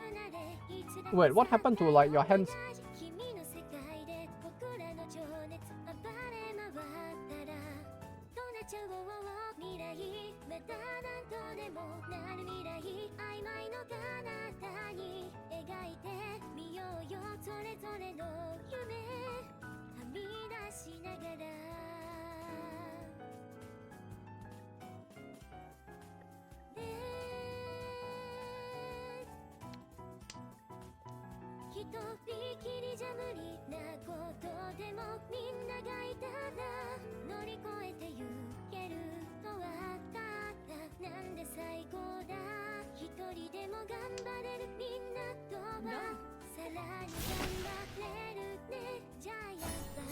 Mixed triple sequence. Ooh, fancy. 6, 7, 8. Oh, that's nice. It's very fancy. I like that one. All last.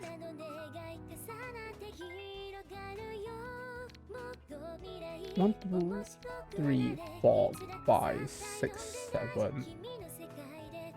Not big, but looks good. Yeah, it's fancy. It gets the job done.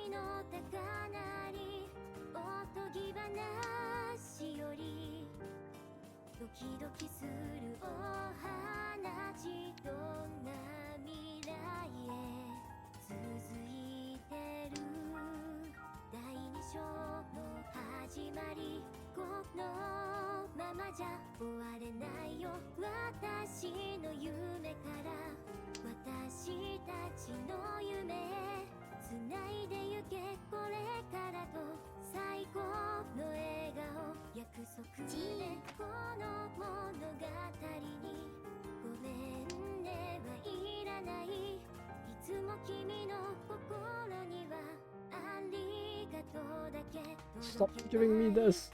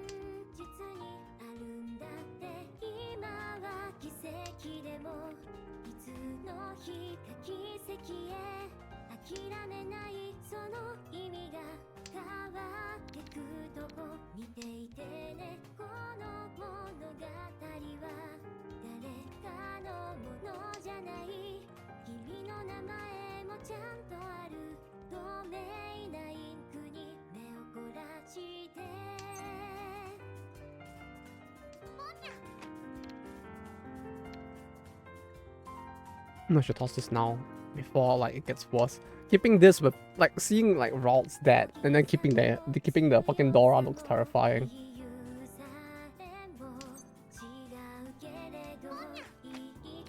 Ooh. We are gonna hunt bar again, boys. I actually don't want it to, but I mean, if God provided, why not, right? Did you ever cosplay before? I have not. If I had a chance, maybe. It's more a thing of like I never really thought of doing it, cause like, you know, that it's a craft that takes a lot of effort to actually do well. You know, I just never really thought of it because of the amount of work that I would have to put in, and like being busy with work and all makes it kind of tough to wanna do. But it would be fun to give it a try, to be honest. I don't know if they're so dedicated to it. Yeah, it's really amazing the stuff that people have been able to make. But like, yeah, it takes a fair level of both talent and skill and dedication, which I feel like at the current point I am in my life, it's a little tough. I mean, mostly because I work is a thing, but I might if there's a good chance to do it in the future. It's something I always wanted to do, but just never found the time to do. Is the hand that bad? Was that not all last? It's all last, but I'm the dealer, so if I win, it doesn't all last unless I'm the first.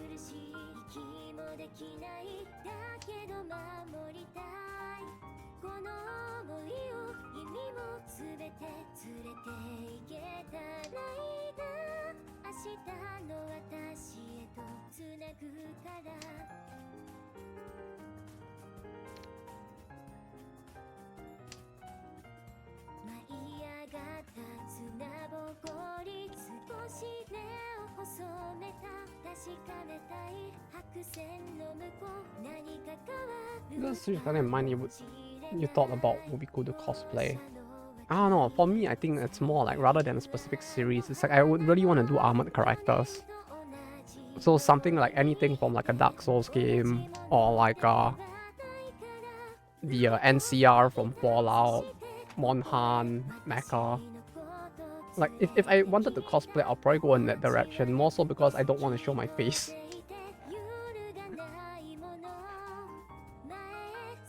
I don't know, I still get very like conscious. I guess not conscious may not be the right word, but like I don't know, like showing my face in cosplay. I feel like I don't look good enough to be able to pull off like the cosplay model sort of thing that many of them feel like they have that vibe.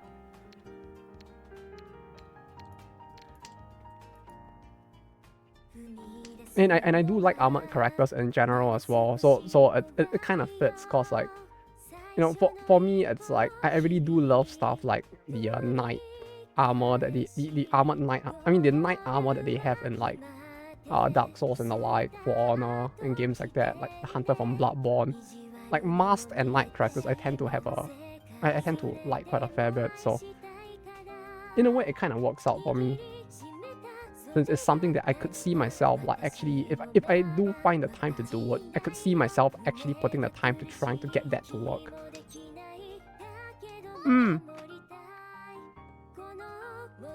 8846 hostess.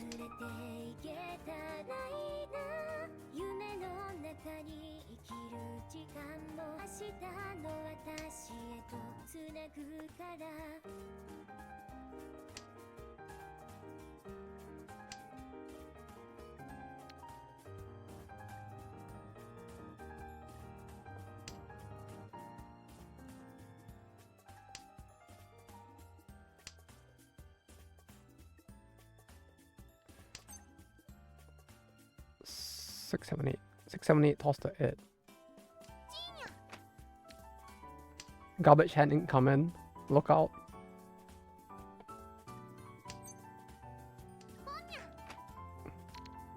Garbage hand incoming. Look out.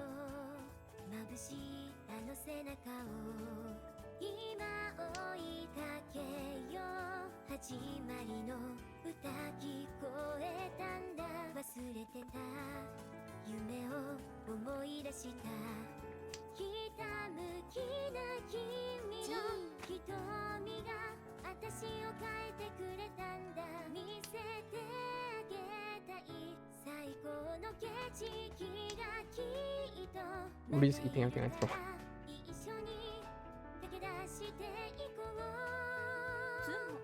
Oh. Oh. Oh. Oh. Oh, you managed to pull back the third. Well played. Oh, the Dora saved you from being fourth. That 50k though. Let's go. You did it. You pulled yourself up. Well played, well played. Well played all around, guys. You all did pretty good. GG. I got second and I still like lost points. Or I would have lost points if this was actually scored. What's my score in friendly matches? It's the same. I actually have the same. Oh, I guess no, because like all I play are friendly matches on here. So like it'll be almost the same. Yeah. Like the defense stat is the same on friendly and ranked. Wait, no, ranked is different from friendly. I like how it's exactly the same. Good, big comeback for Dave. Yeah, well played, well played. First stream win. Congratulations. Yeah, 50k especially is such a big win. That is pretty cool. But congratulations!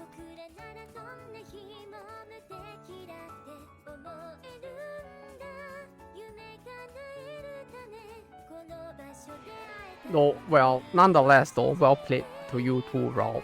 Because like, seeing how you managed to reach it a bunch of times, like, you know, with this game, it's like sometimes RNG just doesn't fall in, and like some matches don't go well, but at the very least it does seem like you grasped the game really well, which is kind of cool to see as well.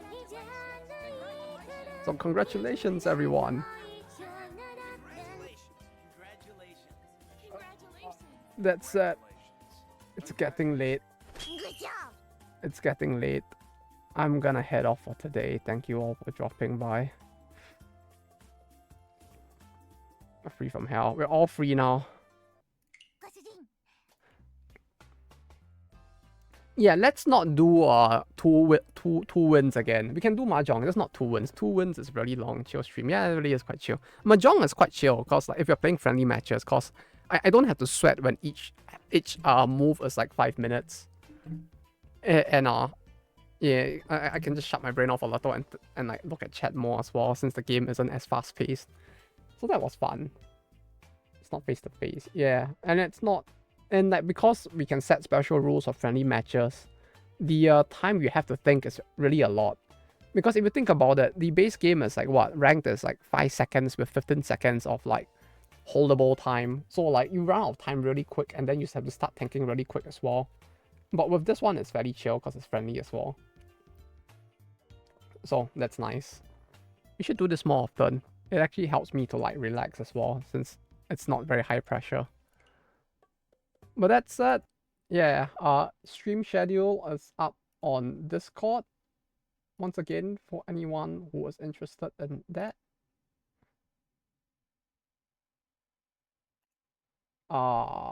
Yeah. So yeah, Wednesday, Thursday, DD, and maybe we'll finish up the UE translation for the ASMR, and then we'll move on to like doing the Noah or the Himari one next. We can just do that on the Thursdays and chill for now. Then yeah, Saturday, Sunday, we'll keep it the same. Sunday, I'll be out for an event, so I apologize if I reach back here like 5 to 10 minutes late. But that's why I push back the streams on these Sundays, so feel free to drop by again. We'll check another stream in the future. Aye. I'll see you around. Enjoy and take care. If it's done. Yeah, no need to rush him. No worries. No, like legit, no need to rush him. I could just do the Himari ones in the meantime if you don't want to bug him too much. Or I could just do it anyway and concurrently so that, like, whatever the case, you get two different translations that is still a win. Right? Take care, have a good evening. Alright, you have a good day, Modern City. And thanks for dropping by once again. To you and to everyone else. Every single one of you. To watch me drink lemon squash and play Mahjong, I guess. That's what it ended up being. But that's it. Hope you guys enjoyed the stream today. Have a good rest. Have a good day. Have a good rest of the day. GG, Route, and GG, everyone else, for the well plays today. And I'll be seeing you around. So, until next time, take care. And the Crow Saita, thank you for the follow. Fuck, no. No, not no to you, no to the gunshot. But thank you for the follow. And until next time, take care and bye bye.